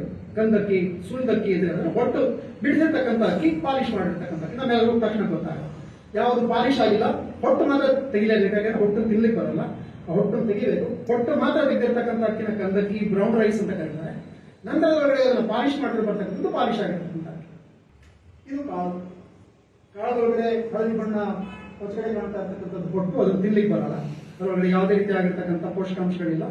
ಅನಿವಾರ್ಯವಾಗಿ ಅದನ್ನ ತೆಗಿಲೇಬೇಕು, ಹೊಟ್ಟನ್ನು ತೆಗಿಬೇಕು. ನಂತರದೊಳಗಡೆ ಇರ್ತಕ್ಕಂಥದ್ದು ಮಧ್ಯಭಾಗದಲ್ಲಿರ್ತಕ್ಕಂಥದ್ದು ಅಂತಸ್ಸಾರ ಎಂಡೋಸ್ಪರ್ಮ್ ಅಂತ ಕರಿತೀವಿ. ಅದರ ಹೊರಗಡೆ ಭಾಗದಲ್ಲಿರ್ತಕ್ಕಂಥದ್ದು ತೌಡು, ಬಹುಶಃ ತೆಗೆದಾಕ್ಬಿಡ್ತೀವಿ ನಾವು. ಕೊನೆಯ ಭಾಗದಲ್ಲಿ ಇರ್ತಕ್ಕಂಥದ್ದು ಮೂಕಣ್ಣು, ಜರ್ಮ್. ಅದು ಒಂದ ಜರ್ಮಿನೇಟ್, ಅದು ಜರ್ಮಿನೇಟ್ ಆಗ್ತಕ್ಕಂಥದ್ದು ಜರ್ಮ್. ಸೊ ಅದರೊಳಗಡೆ ಕೂಡ ಇದು ಮುಖ್ಯವಾಗಿರ್ತಕ್ಕಂಥ ಭಾಗ. ನಿಜವಾದ ಹೊಟ್ಟಿನೊಳಗಡೆ ಯಾವುದೇ ನ್ಯೂಟ್ರಿಷನ್ ಇಲ್ಲ, ಪೋಷಕಾಂಶ ಇಲ್ಲ. ಅತ್ಯಂತ ಹೆಚ್ಚಿನ ನ್ಯೂಟ್ರಿಷನ್ ಇರ್ತಕ್ಕಂಥದ್ದು ತೌಡು ಮತ್ತೆ ಮುಖ. ಇದರೊಳಗಡೆ ನಾನು ಏನಾದ್ರು ತುಂಬ ಹೇಳಿದ್ರು, ಪ್ರೋಟೀನ್ ಇಷ್ಟಿದೆ, ಇದು ಇಷ್ಟಿದೆ, ಇದಿಷ್ಟಿದೆ ಅಂತ ಏನೇನು ಅಕ್ಕಿಯ ದೊಡ್ಡದಾಗಿರ್ತಕ್ಕಂಥ ಪ್ರವರ ಏನೇನು ಲಾಭಗಳ ಬಗ್ಗೆ ಮಾತಾಡಿದ್ವಿ, ಅದೆಲ್ಲ ಇರತಕ್ಕಂಥದ್ದು ಈ ಭಾಗಗಳಲ್ಲಿ ಅತಿ ಹೆಚ್ಚಿನ ಪ್ರಮಾಣದಲ್ಲಿ ಇರ್ತಕ್ಕಂಥದ್ದು ಈ ಪೋಷಕಾಂಶಗಳನ್ನು ಭತ್ತ ಇಟ್ಟಿರೋದು ತನ್ನ ಸಂತತಿ ಬೆಳೀಲಿ ಅಂತ. ಅದು ಮುಂದೆ ಗಿಡ ಆಗಕ್ಕೆ, ಅದಕ್ಕೆ ಶಕ್ತಿ ಹೆಚ್ಚಿರೋ ತೈಲ ಅಂದರೆ ಲಿಪಿಡ್ ರೂಪದಲ್ಲಿ ಅದನ್ನು ತಾನಿಟ್ಕೊಂಡಿರುತ್ತೆ. ಅದನ್ನು ಒಡೆದು ಶಕ್ತಿ ಕೊಡೋಕ್ಕೆ ಬೇಕಾಗಿರ್ತಕ್ಕಂಥ ಕಿಣ್ವ ಲೈಪೇಸನ್ನು ಅದು ಮತ್ತೊಂದು ಪದರದಲ್ಲಿ ಇಟ್ಕೊಂಡಿರುತ್ತೆ. ಕಾಳು ಸ್ಟೇಬಲ್ ಆಗಿರುತ್ತೆ. ಮಿಲ್ ಮಾಡುವಾಗ ನಾವು ಇದನ್ನು ಡಿಸ್ಟರ್ಬ್ ಮಾಡಿಬಿಡ್ತೀವಿ. ಅಕ್ಕಿ ಹೆಂಗೆ ಮಿಲ್ ಮಾಡ್ತೀವಿ ಅಂದರೆ ಭತ್ತ ತಗೊಳ್ತೀವಿ, ಭತ್ತ ಕ್ಲೀನ್ ಮಾಡ್ತೀವಿ, ಬಿಗಸ್ಕೊಂಡ್ರೆ ಹೊಟ್ಟನ್ನು ತೆಗಿತೀವಿ. ನಂತರದೊಳಗಡೆಗೆ 100% ಮಾಡೋಕ್ಕಾಗಲ್ಲ. ಒಂದಿಷ್ಟು ಹೊಟ್ಟು ಇರ್ತಕ್ಕಂಥ ಕಾಳು ಇರ್ತದೆ, ಹೊಟ್ಟು ಹೋಗಿರ್ತಕ್ಕಂಥ ಕಾಳುಗಳನ್ನ ಬೇರೆ ಬೇರೆ ಮಾಡ್ತೀವಿ, ಸಪರೇಷನ್ ಅಂತ ಕರಿತೀವಿ. ಅದರೊಳಗಡೆ ಹೊಟ್ಟಿಲ್ಲ ಆ ಕಾಳನ್ನ ಪಾಲಿಶ್ ಮಾಡ್ತೀವಿ. ಪಾಲಿಶ್ ಮಾಡಿರ್ತಕ್ಕಂಥ ಕಾಳನ್ನ ನುಚ್ಚು ಕೊಚ್ಚು ಆಗಿರುತ್ತೆ ಅಂತ ಹೇಳಿ ಗ್ರೇಡ್ ಮಾಡ್ತೀವಿ. ನಂತರದೊಳಗಡೆಗೆ ಅದನ್ನ ಯಾವ್ದು ಗಿಡಿ ಆಗಿರ್ತಕ್ಕಂಥ ಕಾಳಕ್ಕೆ ಪಾಲಿಶ್ ಆಗಿರ್ತಕ್ಕಂಥ ಅಕ್ಕಿನ ನಾವು ಯೂಸ್ ಮಾಡ್ತೀವಿ. ಈಗ ಸ್ಥೂಲವಾಗಿ ಅಕ್ಕಿ ಮಿಲ್ ಮಾಡ್ತಕ್ಕಂಥ ನಿಜವಾದ ಹೀಗೆ ಅಕ್ಕಿಯನ್ನ ಹೊಟ್ಟು ತೆಗಿಲಿಕ್ಕೆ ಉಪಯೋಗ ಮಾಡ್ತಕ್ಕಂಥದ್ದು ಮಾಡರ್ನ್ ರೈಸ್ ನಲ್ಲಿ ರಬ್ಬರ್ ರೋಲ್ಶರ್. ರಬ್ಬರ್ ರೋಲ್ಶರ್ ಅಂದ್ರೆ 2 ರಬ್ಬರ್ ರೋಲ್ಗಳು ಇರ್ತವೆ.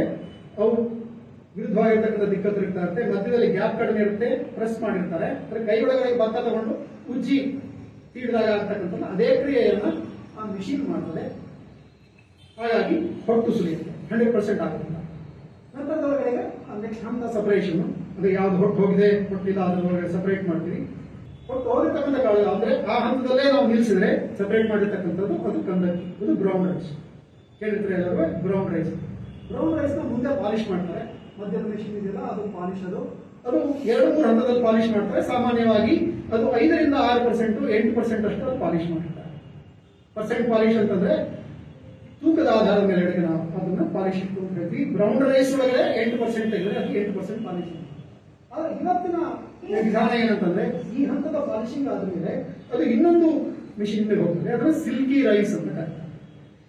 ಪಾಲಿಶ್ ಆಗಿರ್ತಕ್ಕಂಥ ಅಕ್ಕಿ ಮೇಲ್ಗಡೆಗೆ ತೆಳುವಾಗಿ ನೀರನ್ನ ಅದರ ಮೇಲ್ಗಡೆ ಸಿಂಪಡಣೆ ಮಾಡಿ ಅತ್ಯಂತ ಹೆಚ್ಚಿನ ಒತ್ತಡದೊಳಗಡೆಗೆ ಅದರ ಮೇಲಿರ್ತಕ್ಕಂಥ ತೌಡನ್ನು ತೆಗೆದುಕೊಳ್ಳುತ್ತೆ. ಹೀಗೆ ಮಾಡುವಾಗ ಆ ಮೇಲ್ಗಡೆ ಇರ್ತಕ್ಕಂಥ ಅನೀವನ್ನೆಸ್ ಇರ್ತದೆ, ಅಕ್ಕಿ ಒಳಗಡೆ ತುಂಬಾ ಅನೀವನ್ನೆಸ್ ಇರ್ತದೆ. ಕಾಳನ್ನ ಕ್ರಾಸ್ ಸೆಕ್ಷನ್ ನೋಡಿದ್ರೆ ತುಂಬಾ ಗುಳಿಗಳಿರ್ತವೆ. ಮತ್ತೆ ಪಾಲಿಶ್ ಮಾಡುವಾಗ ಕೂಡ ಪೂರ್ತಿ ಆಗಿರುವಾಗ ಕರಕಲ್ ಮೇಲ್ಮೇ ಇರ್ತದೆ. ಇವುಗಳಿಗೆ ಆ ರೀತಿಯಾಗಿ ನಮ್ಮ ಕರಕನ್ನ ಮಾಡ್ತೀವಲ್ಲ ಅಂತ ಮಾಡಿ ಮುಚ್ತೀವಲ್ಲ, ಆ ರೀತಿಯಾಗಿರ್ತಕ್ಕಂಥ ಕೆಲಸ. ಅಂದ್ರೆ ಯಾವುದೇ ರೀತಿಯಾಗಿರ್ತಕ್ಕಂಥ ಧೂಳಿನ ಕಣ ಇಲ್ಲದೆ ಇರುವಂತೆ ನಾವು ಕನ್ನಡಕವನ್ನು ಮಾಡಿದ್ರೆ ಯಾವುದೇ ತೌಡಿನ ಕಣ ಇಲ್ಲದೆ ಇರುವಂತೆ ಮಾಡತಕ್ಕಂಥ ಮಿಷಿನ್, ತುಂಬಾ ಸ್ಮೂತ್ ಆಗಿ ಶೈನಿ ಆಗಿ ಆಗ್ತಕ್ಕಂಥದ್ದು ಆ machine silky rice polish. Silky rice polish ಇವತ್ತಿನ ದಿನಗಳವರೆಗೆ ಇಂಥ 2 ಮೆಷಿನ್ ಒಳಗಡೆಗೆ ನಮ್ಮ ಅಕ್ಕಿ ಪಾಸ್. ಸಿಲ್ಕಿ ರೈಸ್ ಪಾಲಿಶರ್ ಅಲ್ಲಿ 2 ಸಲ, ಅಂದ್ರೆ ಯಾವುದೇ ಕಣವೂ ಇರಬಾರದು. ಆಗ ಬಂದಿರತಕ್ಕಂಥದ್ದನ್ನ ಕಲರ್ ಸಾರ್ಟ್, ಅಂದ್ರೆ ಸಾರ್ಟ್ ಮಾಡ್ತಾರೆ, ಅಂದ್ರೆ ನುಚ್ಚು ಇರತಕ್ಕಂಥದ್ದು ತೆಗಿತಾರೆ. ನಂತರ ಕಲರ್ ಸಾರ್ಟ್ ಅಂದ್ರೆ ಪ್ರತಿಯೊಂದು ಕಾಳನ್ನು ಒಂದು ಮಿಷಿನ್ ಮೂಲಕ ಹೋಗ್ತದೆ. ಅದರೊಳಗೆ ಎಲೆಕ್ಟ್ರಾನಿಕ್ ಐ ನೋಡುತ್ತದೆ ಅಕ್ಕಿಯನ್ನ. ಯಾವುದೋ ಒಂದು ಕಲರ್ನ ಸೆಟ್ ಮಾಡಿರ್ತೀವಿ, ಆ ಕಲರ್ಗೆ ಮ್ಯಾಚ್ ಆಗ್ತಾ ಇದೆಯಾ ಇಲ್ವಾ ನೋಡ್ಕೊಳುತ್ತೆ. ಆ ಕಲರ್ಗೆ ಮ್ಯಾಚ್ ಆದ್ರೆ ಅಲೋ ಮಾಡುತ್ತೆ. ಕಲರ್ಗೆ ಮ್ಯಾಚ್ ಆಗಲಿಲ್ಲ ಅನ್ನೋ ಒಂದು ಎರರ್ ಸಿಗ್ನಲ್ ಬರ್ತದೆ. ಗಾಡಿ ಕಂಪ್ರೆಸ್ ಗೇರ್ ಹೊಡಿತದೆ, ಆ ಡಿಸ್ಕಲರ್ ಗ್ರೀನ್ ಆಗ್ತದೆ. ಅಂದ್ರೆ ನಮ್ಮ ಕೊನೆಗೆ ನಮ್ಮ ಕೈಗೆ ಬರ್ತಾ ಇರತಕ್ಕಂಥದ್ದು ಅದು ಚಿತ್ರದಲ್ಲಿ ಊಟ ಹಾಕ್ತೀವಿ. ಸಿಲ್ಕಿ ಪಾಲಿಶ್ ರೈಸ್ ಒಳ್ಳೆಯ ರಾಜಹಂಸದಂತ ಅಕ್ಕಿ, ನೋಡಕ್ಕೆ ತುಂಬಾ ಸುಂದರವಾಗಿರ್ತಕ್ಕಂಥ, ಬಿಡಿಯಾಗಿರ್ತಕ್ಕಂಥ, ಯಾವುದೇ ರೀತಿ ಆಗಿರ್ತಕ್ಕಂಥ ಪೋಷಕಾಂಶ ಇಲ್ಲದೆ ಇರತಕ್ಕಂಥ ಸೂಪರ್.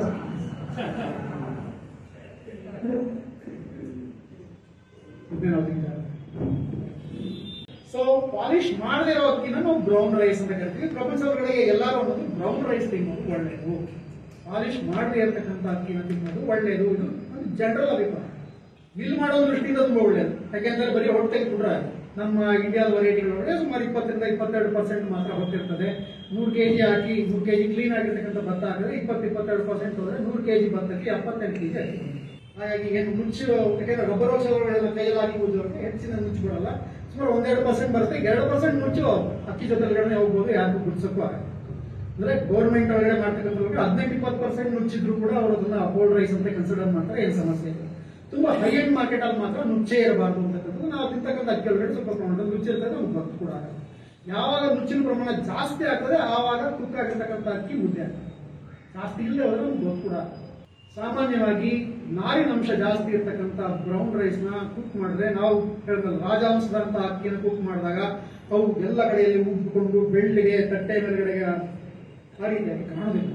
ಇವುಗಳು ಉದ್ದವಾಗಿಯೇ ಬೇಯಲ್ಲ, ಎಕ್ಸ್ಪ್ಯಾಂಡೇ ಆಗಲ್ಲ, ಹುಳ ತರ ಆಗ್ತದೆ.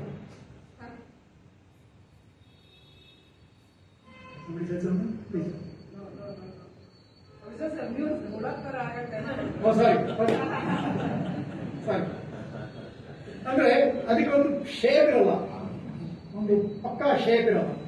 ಕೆಲವರಿಗೆ ಅಕ್ಕಿ ಆ ರೀತಿ ಕಾಣಬಹುದು ಸರ್. ಮತ್ತೆ ಇದರೊಳಗಡೆಗೆ ಅಕ್ಕಿಯನ್ನು ಹೇಳುವಾಗ ಆಂಟಿ ಆಕ್ಸಿಡೆಂಟ್ಸ್ ಇದೆ, ಇದರೊಳಗಡೆ ಫೈಟಿಕ್ ಆಸಿಡ್ ಇದೆ ಅಂತ. ಆ ಫೈಟಿಕ್ ಆಸಿಡ್ ಕೂಡ ಇಡೀಯಾಗಿ ಏನು ಫೈಟಿಕ್ ಆಸಿಡ್ ಇದೆಯೋ ಅದು ಅಕ್ಕಿ ಒಳಗಡೆ ಹಾಗೆ ಉಳ್ಕೊಂಡಿರ್ತದೆ. ಯಾಕಂದ್ರೆ ಅದು ಪಾಲಿಶ್ ಮಾಡಿರಲ್ಲ, ಅದರಿಂದ ತೆಗೆದಿರಲ್ಲ. ಫೈಟಿಕ್ ಆಸಿಡ್ ಇರೋದ್ರಿಂದ ಅಕ್ಕಿ ಒಳಗಡೆಗೆ ಅದರೊಳಗೆ ಇರ್ತಕ್ಕಂಥ ಪೋಷಕಾಂಶಗಳಾಗ್ಲಿ ಅದರೊಳಗೆ ಇರ್ತಕ್ಕಂಥ ಮಿನರಲ್ಸ್ ಆಗಲಿ ನಮ್ಮ ದೇಹಕ್ಕೆ ದಕ್ಕಲ್ಲ. ಇದು ಒಂದು ಆಂಟಿ ನ್ಯೂಟ್ರಿಷನಲ್ ಫ್ಯಾಕ್ಟರ್ ಕೂಡ ಒಂದು ಮಿತಿಯನ್ನು ದಾಟಿದ. ಹಾಗಾಗಿ ನಮ್ಮ ಜನರಲ್ ಕಲ್ಪನೆ ಏನಿದೆ ಬ್ರೌನ್ ರೈಸ್ ತುಂಬಾ ಒಳ್ಳೆಯದು ಅಂತಕ್ಕಂಥದ್ದು, ಅದಕ್ಕೆ ಈ ಮಿತಿಗಳಿದೆ. ಸುಲಭವಾಗಿ ಕುಕ್ ಆಗಲ್ಲ, ಕುಕ್ ಆಗಿದ್ರೆ ಕಣ್ಣಿಗೆ ಚೆನ್ನಾಗಿ ಕಾಣಲ್ಲ, ಓಕೆ, ಕುಕ್ ಆಗಿರೋ ಚೆನ್ನಾಗಿ ಕಾಣಲ್ಲ. ನಂತರದೊಳಗಡೆಗೆ ಎಲ್ಲ ರೀತಿಯಾಗಿರ್ತಕ್ಕಂಥ ಪೋಷಕಾಂಶಗಳು ನಮ್ಮ ದೇಹಕ್ಕೆ ದಕ್ಕವು ಬಿಡಲ್ಲ. ಓಕೆ, ಇನ್ನು ಫುಲ್ಲಿ ಪಾಲಿಶ್ ರೈಸ್ ನೋಡೋಣ. ಹೇಳೋದಲ್ಲ, ರಾಜಹಂಸ ತರ ಕಾಣುವ ಅಕ್ಕಿಯನ್ನು ನೋಡಿದ್ರೆ ಅದರೊಳಗಡೆಗೆ ನ್ಯೂಟ್ರಿಷನ್ ಹೊಂದಿಲ್ಲ, ಹೇಗಿರ್ಬೇಕಾಗಿಲ್ಲ. ಆದ್ರೆ ಅದಲ್ಲದೆ ಮಿಲ್ಲಿಂಗ್ ಈಲ್ಡ್ ಕಡಿಮೆ, ಯಾಕಂದ್ರೆ ಪಾಲಿಶ್ ಮಾಡುವಾಗ ತುಂಬಾ ಹೆಚ್ಚಿನ ಒತ್ತಡ ಅಕ್ಕಿ ಮೇಲೆ ಹಾಕ್ತೀವಿ, ಇಳುವರಿ ಕಡಿಮೆ ಆಗುತ್ತೆ. ಹೇಳೋದಲ್ಲ, 100 ಒಳಗಡೆಗೆ 22 ತೆಗೆದ 78 ಅಕ್ಕಿ ಬಂದ್ಬಿಡ್ತು ಅಂತಲ್ಲಿ ನಾವು 8ರಿಂದ 10% ಪಾಲಿಶ್ ಮಾಡ್ತೀವಿ, 10 kg ಅಷ್ಟು ತೌಳು ಹೊರಟದ್ದು. ಈ ತೌಳ ತೆಗೆಯಲಿಕ್ಕೆ ನಾವು ತುಂಬಾ ಹೆಚ್ಚಿನ ಒತ್ತಡ ಇರೋದ್ರಿಂದ ತುಂಬಾ ನುಚ್ಚು ಬರ್ತದೆ. ಅಕ್ಕಿಯ ಇಳುವರಿ ಒಳಗಡೆಗೆ 3 kg ಕ್ಲೀನ್ ಆಗಿರ್ತಕ್ಕಂಥ ಭತ್ತದಿಂದ ಶುರು ಮಾಡಿದ್ರೆ 62-65 ಬಂದ್ಬಿಟ್ರೆ ದೊಡ್ಡ ಸಾಧನೆ ಮಾಡ್ತಾರೆ. 78 75 ಸೊ ಹಾಗಾಗಿ ಸಾಕಷ್ಟು ಮಿಲ್ಲಿಂಗ್ ಲಾಸ್ಗಳು ಎಲ್ಲ ಆಗ್ತದೆ. ಇಷ್ಟಲ್ಲದೆ ನ್ಯೂಟ್ರಿಷನ್ ಲಾಸ್ ಅಂತೂ 100% ಡಿಪೆಂಡಿಂಗ್ ಆನ್ ಎಷ್ಟು ಪಾಲಿಶ್ ಮಾಡ್ತೀವಿ ಅನ್ನೋದ್ರ ಮೇಲ್ಗಡೆಗೆ ಆಗ್ತದೆ. ಮತ್ತೆ ತೌಡು ಕೂಡ ಹೊರಟೋಗ್ತದೆ. ಹಾಗಾಗಿ ಆಪ್ಟಿಮಲ್ ಆಗಿ ಮಿಲ್ ಮಾಡಬೇಕು ಅಂತಕ್ಕಂಥದ್ದು ಇಂಪಾರ್ಟೆಂಟ್. 4-5% ಮಿಲ್ ಮಾಡಿದ್ರೆ ಮಾತ್ರ ಅಕ್ಕಿ ಒಳಗಡೆಗೆ ನ್ಯೂಟ್ರಿಷನ್ ಇರುತ್ತೆ ಅಂತ. ಆದ್ರೆ ಆ ಮಟ್ಟದೊಳಗಡೆಗೆ ನಾವು ಅದನ್ನ ಉಳಿಸ್ಕೊಳ್ಳಕ್ಕೆ ಆಗಲ್ಲ. ಪೂರ್ತಿ ಪಾಲಿಶ್ ಮಾಡದೆ ಕಡಿಮೆ ಪಾಲಿಶ್ ಮಾಡಿದ್ರೆ ಆ ಜಾಗದಲ್ಲಿ ಎಣ್ಣೆನೂ ಇರುತ್ತೆ, ಎಣ್ಣೆ ಒಡೆಯೋ ಲೈಪೇಸು ಇರುತ್ತೆ.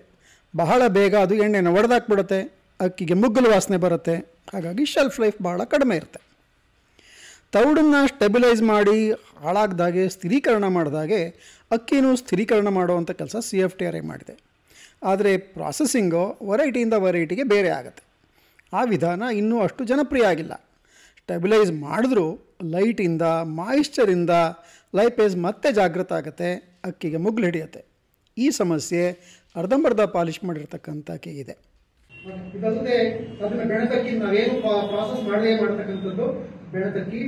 ಇನ್ನೊಂದು ಪಾರ್ಬಾಯ್ಲಿಂಗ್ ಅಕ್ಕಿ ಅಂತ, ಕುಸುಕಲಕ್ಕಿ ಅಂತ ಕರಿತೀವಲ್ವ, ಅದನ್ನ ಭತ್ತದ ನೀರೊಳಗಡೆಗೆ ಹಾಕಿ ನೀರಲ್ಲಿ ಎಷ್ಟೊತ್ತಿಗೆ ಹಾಕ್ತೀವಿ ಅಂದ್ರೆ ಕಾಳಿನ ಒಳಗಡೆ ಭಾಗಕ್ಕೆ ಪೂರ್ಣವಾಗಿ ನೀರು ಹೋಗೋವರೆಗೂ ಅದನ್ನ ಬಿಟ್ಟು ಆ ನೀರನ್ನ ಬಸ್ದು ನಂತರದ ಒಳಗಡೆ ಸ್ಟೀಮ್ ಕೊಡ್ತಕ್ಕಂಥದ್ದು. ಅದನ್ನ ಡ್ರೈ ಮಾಡಿ ಮಿಲ್ ಮಾಡಿ ಬರ್ತಕ್ಕಂಥದ್ದು ಕುಸುಕು.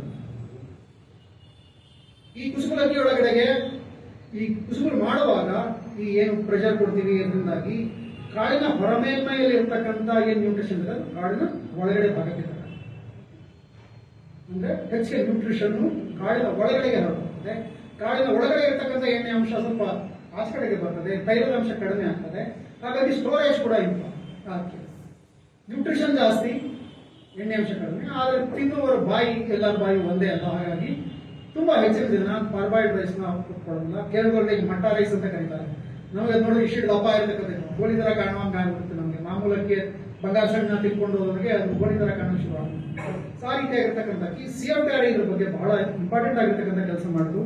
ಪ್ರಪಂಚದೊಳಗಡೆ ಎಲ್ಲಾ ಕಡೆ ಏನ್ ಮಾಡ್ತಿದ್ರು ಅಂತಂದ್ರೆ ನಮ್ಮ ದೇಶದಲ್ಲಿ ಕೂಡ ಇದನ್ನು ತಣ್ಣೀರಲ್ಲಿ ನೆನೆಸ್ತಾ ಇದ್ರು. ಮುಂಚೆ ಭತ್ತವನ್ನ ತಣ್ಣೀರಲ್ಲಿ ನೆನೆಸ್ತಾ ಇದ್ರು. ಕಾಳು ಒಳಗಡೆಗೆ ಕಾಳಿರ್ತಕ್ಕಂಥ 2.23 mm ಅಷ್ಟೇ. ಅದ್ರೊಳಗಡೆಗೆ ಕಾಳಿನ ಹೊರಗಡೆ ಇರತಕ್ಕಂಥ ನೀರು ಕಾಳಿನ ಒಳಗಡೆ ಹೋಗ್ಲಿಕ್ಕೆ 2-3 ದಿನ ತಗೊಂಡು ಈ 2-3 ದಿನ ಭತ್ತದ ಆಚೆ ಕಡೆ ತುಂಬಾ ಮೈಕ್ರೋಬ್ಸ್ ಇರ್ತವೆ. ನೀರಿನೊಳಗಡೆ ನೆನೆ ಹಾಕ್ಬಿಟ್ಟು 2 ದಿನ ಬಿಟ್ರೆ ನಮ್ಮ ಎಲ್ಲಿ ಪ್ರಾಸೆಸ್ ಮಾಡ್ತಾ ಇರ್ತೀವಲ್ಲ ಆ ಜಾಗ 3 ಮೈಲಿ ದೂರದಿಂದ ವಾಸನೆ ಗುರುತಿಸ್ಬೋದು. ಗಬ್ಬು ವಾಸನೆ CFTRI ಏನ್ ಮಾಡ್ತಂತಂದ್ರೆ ಅಂದ್ರೆ 3 ದಿನ ತೆಗೆಲ್ತಾ ಇತ್ತು, ಕೆಟ್ಟ ವಾಸನೆ ಬರ್ತಾ ಇತ್ತು, ಕಾಡಿನ ಗುಣ ಚೆನ್ನಾಗಿರ್ಲಿಲ್ಲ, ಅಕ್ಕಿಯಲ್ಲಿ ಕೂಡ ವಾಸನೆ ಬಂದಿರ್ತಾ ಇತ್ತು. CFTRI ತಣ್ಣೀರಲ್ಲಿ ನೆನೆಸ್ಬೇಡಿ, ಬಿಸಿನೀರಲ್ಲಿ ನೆನೆಸಿ ಅಂತ ಹೇಳ್ತೀವಿ. ಬಿಸಿನೀರಲ್ಲಿ ಎಷ್ಟಪ್ಪ ನೆನೆಸ್ಬೇಕು ಅಂತಂದ್ರೆ ಇದಕ್ಕೆ ಜೆಲಟನೈಸೇಷನ್ ಟೆಂಪರೇಚರ್ ಅಂತ. ಅಲ್ಲಿ ಕಾಡಿನ ಒಳಗಡೆ ಇರ್ತಕ್ಕಂಥ ಏನು ಪಿಷ್ಟ ಇದೆ ಅದು ಒಂದು ರೀತಿಯಾಗಿರ್ತಕ್ಕಂಥ ಸ್ಟ್ರಕ್ಚರಲ್ ಟ್ರಾನ್ಸ್ಫಾರ್ಮೇಶನ್ ಆಗ್ತದೆ. ಐರನ್ ಕಾರ್ಬನ್ ಡೈಆಕ್ಸೈಡ್ ನೋಡೋದು ಟೆಂಪರೇಚರ್ ತಗೊಂಡೋದ ತಕ್ಷಣ ವ್ಯತ್ಯಾಸ ಆಗ್ತದೆ. ಆಲ್ಫಾ ಇರೋದು ಬೀಟ್ ಆಗ್ತದೆ, ಗ್ಯಾಮ್ ಆಗ್ತದೆ, ಆ ರೀತಿ ಆಗ್ತದೆ. ಅದೇ ರೀತಿ ಆಗಿರ್ತಕ್ಕಂಥ ಕೆಲಸ ಇದ್ರೊಳಗಡೆ ಮಾಡ್ತದೆ. It's binary machine. ಸೊ ಇದ್ರೊಳಗಡೆಗೆ ವ್ಯತ್ಯಾಸ ಆಗ್ತದೆ. ಆ ಜೆಲಟನೈಸೇಷನ್ ಟೆಂಪರೇಚರ್ಗಿಂತ ಕಡಿಮೆ ಮಾಡ್ತಕ್ಕಂಥದ್ದು. ಆವಾಗ ಟೆಂಪರೇಚರ್ ಸುಮಾರು 70 ಡಿಗ್ರಿ ಒಳಗಡೆ ನೆನೆಸಿದ್ರೆ ಕಾಳಿನೊಳಗಡೆ ನೀರು ಬೇಗ ಹೋಗ್ತದೆ. 4-5 ಗಂಟೆಗಳಲ್ಲಿ ಹೊರಟೋಗ್ತದೆ. 2 ದಿನ ಇದ್ದಿದ್ದು 4-5 ಗಂಟೆಗಳಲ್ಲಿ ನಂತರ ಸ್ಟೀಮ್ ಮಾಡಿ. ಸೊ ವಾಸನೆ ಇಲ್ಲ, ಕಾಳಿನ ಗುಣಮಟ್ಟ ಚೆನ್ನಾಗಿತ್ತು, ಮಿಲ್ಲಿಂಗ್ ಈಲ್ಡ್ ಚೆನ್ನಾಗಾಯ್ತು. ಆ ರೀತಿಯಾಗಿರ್ತಕ್ಕಂಥ ಕೆಲಸನ CFTRI ಮಾಡಿತು. ಇವತ್ತಿಗೂ ನಮ್ಮ ದೇಶದೊಳಗಡೆ ಬೆಳೀತಕ್ಕಂಥದ್ರೊಳಗಡೆ 50% ಅಷ್ಟು ಭತ್ತ ಕುಸುಕಲಾಗುತ್ತೆ. ಮೂಲ CFTRI ತಂತ್ರಜ್ಞಾನ. ಅಂದ್ರೆ 50 ಮಿಲಿಯನ್ ಟನ್ ಭತ್ತ CFTRI ತಂತ್ರಜ್ಞಾನದಿಂದ ನೀಡಲಾಗಿದೆ. ಇನ್ನೊಂದು ಹೊಸ ಅಕ್ಕಿ ಮತ್ತೆ ಹಳೆ ಅಕ್ಕಿ ತಾವು ಹೇಳ್ತಾ ಇದ್ರಿ. ಹೊಸ ಅಕ್ಕಿಯನ್ನ ಕುಕ್ ಮಾಡಿದ್ರೆ ಮುದ್ದೆ ಆಗ್ತದೆ, ಮಿಡ್ಡೆ ಆಗ್ತದೆ ಅಂತ ಕೆಲವರು ಮುದ್ದೆ ಆಗ್ತದೆ. ಸೊ ಹೊಸ ಅಕ್ಕಿಗೆ ಉದುರುದಾಗಿ ಬೇಯತಕ್ಕಂಥ ಗುಣ ಇಲ್ಲ. ತಕ್ಷಣದೊಳಗಡೆ ಮಿಲ್ ಮಾಡಬಾರ್ದು, ತಕ್ಷಣದಲ್ಲಿ ಪಾಲಿಶ್ ಮಾಡಬಾರ್ದು, ತಕ್ಷಣದೊಳಗಡೆ ಅದನ್ನು ಕುಕ್ ಮಾಡಬಾರ್ದು, ಬೇಯಿಸಬಾರ್ದು. ಅದು ಬಹಳ ಬೇಗ ಮುದ್ದೆ ಆಗುತ್ತೆ. ಆದ್ರೆ ಅದೇ ಒಂದು ಸ್ವಲ್ಪ ದಿನ ಬಿಟ್ಟು 3-4 ತಿಂಗಳ ಕಾಲ ಬಿಟ್ಟು ಮಾಡಿದ್ರೆ ಈ ಸಮಸ್ಯೆಗಳು ಯಾವುದು ಇರುತ್ತೆ. ಇದು ನ್ಯಾಚುರಲ್ ಏಜಿಂಗ್ ಪ್ರಾಸೆಸ್. ಅಕ್ಕಿ ಹಳೆಯದಾದಷ್ಟು ಅದರ ಗುಣಮಟ್ಟ ಚೆನ್ನಾಗಿರ್ತದೆ, ಅದರ ಕುಕಿಂಗ್ ಕ್ವಾಲಿಟಿ ಚೆನ್ನಾಗಿರ್ತದೆ. ಬಾಸ್ಮತಿ ಕೆಲವೊಂದು ಅಡ್ವರ್ಟೈಸ್ಮೆಂಟ್ ನೋಡಿರ್ಬೋದು. ನಾವು ಬಾಸ್ಮತಿ 2 ವರ್ಷ ಇಟ್ಟಿದ್ದೀವಿ, ನಂತರ ಮಾರಾಟ ಮಾಡ್ತಾ ಇದೀವಿ, ಅದರ ಮಿಲ್ ಮಾಡಿದ್ವಿ, ಮಾರಾಟ ಮಾಡ್ತೀವಿ. ಇವತ್ತಿನ ಕಾಲದಲ್ಲಿ ರೈತ ಬೆಳೆದಿರೋದನ್ನ ಕೊಟ್ಬಿಟ್ಟು ಮಾರಿದ ದುಡ್ಡಿಸ್ಕೊಂಡ್ಬಿಡ್ಬೇಕು. ಹೋಲ್ಸೇಲರ್ ಅದನ್ನ ಇಮಿಡಿಯೇಟ್ ಆಗಿ ಮಿಲ್ ಮಾಡಿಬಿಡ್ಬೇಕು, ದುಡ್ಡು ಮಾಡ್ಕೊಂಡು 2 ವರ್ಷ 3 ವರ್ಷ ಎಲ್ಲ ಕಾಯುವಷ್ಟು ತಾಕತ್ತು ಯಾರಿಗೂ ಇಲ್ಲ, ಬೇಕಾಗೂ ಇಲ್ಲ. ಸೊ ಈ ಒಂದು ಸಂದರ್ಭದಲ್ಲಿ 3-4 ತಿಂಗಳ ಕಾಯೋದು ಅಸಾಧ್ಯ ಆಗಿತ್ತು. ಅದೇ ಪಕ್ಷ 6 ತಿಂಗಳಾದ್ರೂ ಇರಬೇಕು ಸರ್. ಅದೇ ಪಕ್ಷ 6 ತಿಂಗಳಾದ್ರೂ ಇರಬೇಕಾಗಿತ್ತು. CFTRI ಶ್ರೀಮತಿ ಯಾಕೆ ಮಾಡಿದ್ರು ಅಂದ್ರೆ ರೈತ ಪಾಪ ಥ್ರೋವೇ ಪ್ರೈಸ್ ಅಂತ ಕೊಟ್ಬಿಡ್ಬೇಕಂತ ಅವ್ರಿಗೆ ಹೆಲ್ಪ್ ಮಾಡೋದು ಪೂರ್ತಿ ಅದಕ್ಕೆ ಎಕ್ಸಾಕ್ಟ್ ಅದನ್ನೇ ಹೇಳ್ತಾ ಇದ್ದೀನಿ. ಅದನ್ನ 3-4 ತಿಂಗಳ ಕಾಯಬೇಕಾಗಿಲ್ಲ, 6 ತಿಂಗಳ ಕಾಯಬೇಕಾಗಿಲ್ಲ. ಒಂದು ಸಿಂಪಲ್ ಆಗಿರ್ತಕ್ಕಂಥ ವಿಧಾನ, 20 ನಿಮಿಷ ಸ್ಟೀಮ್ ಕೊಟ್ಟರೆ ಆಗ್ತದೆ ಅಂತಕ್ಕಂಥ ಕೆಲಸ ಮಾಡುತ್ತೆ. ಅದೇ ಸ್ಟೀಮ್ ಅಕ್ಕಿ ಮಾರ್ಕೆಟ್ ಒಳಗಡೆ ಸ್ಟೀಮ್ ಅಕ್ಕಿ ಸಿಗ್ತದೆ. ಸೊ ನಮಗೆ 3 ರೀತಿಯಾಗಿರ್ತಕ್ಕಂಥ ಅಕ್ಕಿ. ಒಂದು ಬೆಳೆದಕ್ಕಿ ಏನೇ ರೀತಿಯಾಗಿರ್ತಕ್ಕಂಥ ಪ್ರೀ ಪ್ರಾಸೆಸ್ ಮಾಡದೇ ಇರ್ತಕ್ಕಂಥ ಅಕ್ಕಿ, ಇನ್ನೊಂದು ಪೂರ್ತಿಯಾಗಿ ಪ್ರಾಸೆಸ್ ಆಗಿರ್ತಕ್ಕಂಥ ನೀರಲ್ಲಿ ನೆನೆಸಿ ಸ್ಟೀಮ್ ಕೊಟ್ಟಿರ್ತಕ್ಕಂಥ ಅಕ್ಕಿ, ಅದನ್ನ ಸುಳ್ಳಕ್ಕಿ, ಮತ್ತೆ ಬರೀ ಸ್ಟೀಮ್ ಮಾತ್ರ, ನೀರಲ್ಲಿ ನೆನೆ ಹಾಕಲ್ಲ, ಬಟ್ ಅದನ್ನು ಬರೀ ಸ್ಟೀಮ್ ಮಾತ್ರ ಕೊಟ್ಟಿರ್ತಕ್ಕಂಥ ಅಕ್ಕಿ. ಏಜಿಂಗ್ ಪ್ರಾಸೆಸ್ ಅಂತಂದ್ರೆ ಅದಕ್ಕೆ ವಯಸ್ಸಾಗ್ತಕ್ಕಂಥದನ್ನ ಬಹಳ ಬೇಗ ಮಾಡ್ತಕ್ಕಂಥದ್ದು, ಅಕ್ಸಲರೇಟ್ ಮಾಡ್ತಕ್ಕಂಥ ಅಕ್ಕಿ, ಅದು ಸ್ಟೀಮ್. ನ್ಯೂಟ್ರಿಷನ್ ದೃಷ್ಟಿಯಿಂದ ನೋಡೋದಾದ್ರೆ ಒಂದೇ ವೆರೈಟಿ ಎಷ್ಟು ಮಾಡಿದ್ರೆ ಬೆಣತಕ್ಕಿ ಒಳಗಡೆ ನ್ಯೂಟ್ರಿಷನ್ ಕಡಿಮೆ, ಸ್ಟೀಮ್ ಅಕ್ಕಿ ಮಧ್ಯಮ, ಕುಸುಬದಕ್ಕಿ ಜಾಸ್ತಿ. ಅದು ತಿನ್ನೋ ಬಾಯಿ ನಮ್ದು, ಚಪರ ನಮ್ದು, ಹಾಗಾಗಿ ಇದನ್ನೇ ತಿನ್ನಿ ಅಂತ ಹೇಳಬಾರ್ದು. ಇದರಿಂದ ಇಷ್ಟಲ್ಲದೆ ನೀವು ಇನ್ನೊಂದು ಹೇಳ್ಬೋದು, ಹೊಸ ಅಕ್ಕಿಯಲ್ಲಿ ಅದನ್ನು ಬೇಯಿಸಿದ್ರೆ ಸ್ವಲ್ಪ ಅಂದ್ರೆ ಬೆಳಗ್ಗೆ ಮಾಡಿದ ರಾತ್ರಿ ಒಳಗಡೆ ಇಟ್ಟರೆ ಅಕ್ಕಿ ನೀರು ಬಿಟ್ಕೊಡುತ್ತೆ. ಅದನ್ನು ಸಿನರಿಸಿಸ್ ಅಂತ ಕರೀತಾರೆ. ಸಾಮಾನ್ಯವಾಗಿ ಅದು ಕುಕ್ ಮಾಡುವಾಗ ಅದು ನೀರನ್ನು ಹೀರ್ಕೊಂಡು ಬಿಟ್ಟರು ಕೂಡ ಆ ಕಾಳಿನ ಮಧ್ಯದೊಳಗಡೆ ಆ ನೀರನ್ನ ಹಿಡಿದಿಟ್ಕೊಳ್ಳುವಂತ ಸಾಮರ್ಥ್ಯ ಇಲ್ಲ. ಸ್ವಲ್ಪ ಹೊತ್ತಾದ ನಂತರ ಅದನ್ನ ನೀರನ್ನ ಹೊರಗಡೆ ಬಿಟ್ಕೊಡುತ್ತೆ. ಸಿನರಿಸಿಸ್. ಹೊಸಕ್ಕಿಲ್ಲ ಅನ್ನ ಮಾಡಿದ್ರೆ ನೀರು ಪೂರ್ತಿ ಹೋಗಲ್ಲ, ಅಲ್ಲೇ ಉಳ್ಕೊಂಡ್ಬಿಡುತ್ತೆ. ಅದು ರಾತ್ರಿಗೆ ಚೆನ್ನಾಗಿಲ್ಲ, ಕೆಟ್ಟ ವಾಸನೆ ಕೊಡಬಹುದು. ವಾಸನೆ ಅಂದ್ರೆ ನೀರು ಯಾವಾಗ ಫ್ರೀ ವಾಟರ್ ಇರ್ತದೆ, ಮೈಕ್ರೋವೇವ್ ಕಂಟಾಮಿನೇಷನ್ ತುಂಬಾ ಸುಲಭ ಆಗ್ತದೆ. ಅದು ಮೈಕ್ರೋವೇವ್ ಬೆಳೀತದೆ, ಬಹಳ ಬೇಗ ಅನ್ನ ಹಳಸೋಗ್ತದೆ, ತಿನ್ನಕ್ಕೆ ಆಗದೆ ಹಳಸೋಗ್ತದೆ. ಬೆಳಗ್ಗೆ ಮಾಡಿ ರಾತ್ರಿಗೆ ಆ ಮಟ್ಟಕ್ಕೆ ಬಂದ್ಬಿಡ್ತದೆ. ಅದೇ ಯಾಕೆಂದ್ರೆ ಇವತ್ತು ಮಾಡಿಟ್ಟಿದ್ರೆ ನಾಳೆ ಚೆನ್ನಾಗಿರುತ್ತೆ. ಎಸ್ಟರ್ಡೇ ಬಾತ್ ತುಂಬಾ ಒಳ್ಳೆಯದು ಅಂತ ಎಸ್ಟರ್ಡೇ ಬಾತ್ ತುಂಬಾ ಒಳ್ಳೆಯದು. ಇನ್ಫ್ಯಾಕ್ಟ್ ಒಂದು ವಿಡಿಯೋ ಕೂಡ ಇದೆ, ಯಾವುದು ಇವತ್ತು ಮಾಡಿರೋ ಅಕ್ಕಿಯನ್ನ ಫ್ರಿಡ್ಜ್ ಒಳಗಡೆ ಇಟ್ಟು ಮಾರ್ನಿಂಗ್ ತಿಂದ್ರೆ ಗ್ಲೈಸೆಮಿಕ್ ಇಂಡೆಕ್ಸ್ ಕಡಿಮೆ ಆದ್ರದ್ದು, ಡಯಾಬಿಟಿಸ್ ಅವ್ರಿಗೆ ಒಳ್ಳೆಯದು ಅಂತ. ನಿಜ ಕೂಡ ಅಂದ್ರೆ ಕಡಿಮೆ ಮಾಡ್ಬಿಡ್ಬೇಡಿ ಪಾಪ, ಎಲ್ಲರ ಮನೇಲಿ ಎಸ್ಟರ್ಡೇ ಬಾತ್ ಸ್ಪೆಷಲ್ ಆಗ್ಬಿಡಿ, ಅದೇ ಮೇನ್ ಡಿಶ್ ಆಗ್ಬಿಡುತ್ತೆ. ಈಗಿನ ಕಾಲದ ಅವಶ್ಯಕತೆಗಳ ಬಗ್ಗೆ ನೋಡಿದ್ರೆ 5 ನಿಮಿಷ ಒಳಗಡೆ ಮುಗಿಸ್ಬಿಡ್ತೀನಿ. ಈಗಿನ ಕಾಲದ ಅವಶ್ಯಕತೆಗಳೇನು ಅಂತ ನೋಡಿದ್ರೆ ನಮ್ಮೆಲ್ಲರೂ ನಮ್ಗೆಲ್ಲ ದರ್ಶನ ಇಷ್ಟ ಇಲ್ಲ. ಯಾವ್ದು ಕೂತ್ಕೊಂಡು ತಿನ್ಬಾರ್ದು, ನಿಂತ್ಕೊಂಡು ತಿನ್ಬೇಕು. ಅಂದ್ರೆ ಬಸ್ಸಗಳೇ ಇದ್ರು, ಟ್ರೈನಲ್ಲಿ ಇದ್ರು, ಹಾರಾಡ್ತಾ ಇದ್ರು, ನಮ್ಗೆ ಅಲ್ಲೇ ಇಮಿಡಿಯೇಟ್ ಆಗಿ ಪಟಾಪಟ್ ಏನಾದ್ರೂ ಬಟಾಪಟ್. ಸೊ ಅದಕ್ಕೆ ಬೇಕಾಗಿರ್ತಕ್ಕಂಥ ಅಕ್ಕಿ ಕ್ವಿಕ್ ಕುಕಿಂಗ್.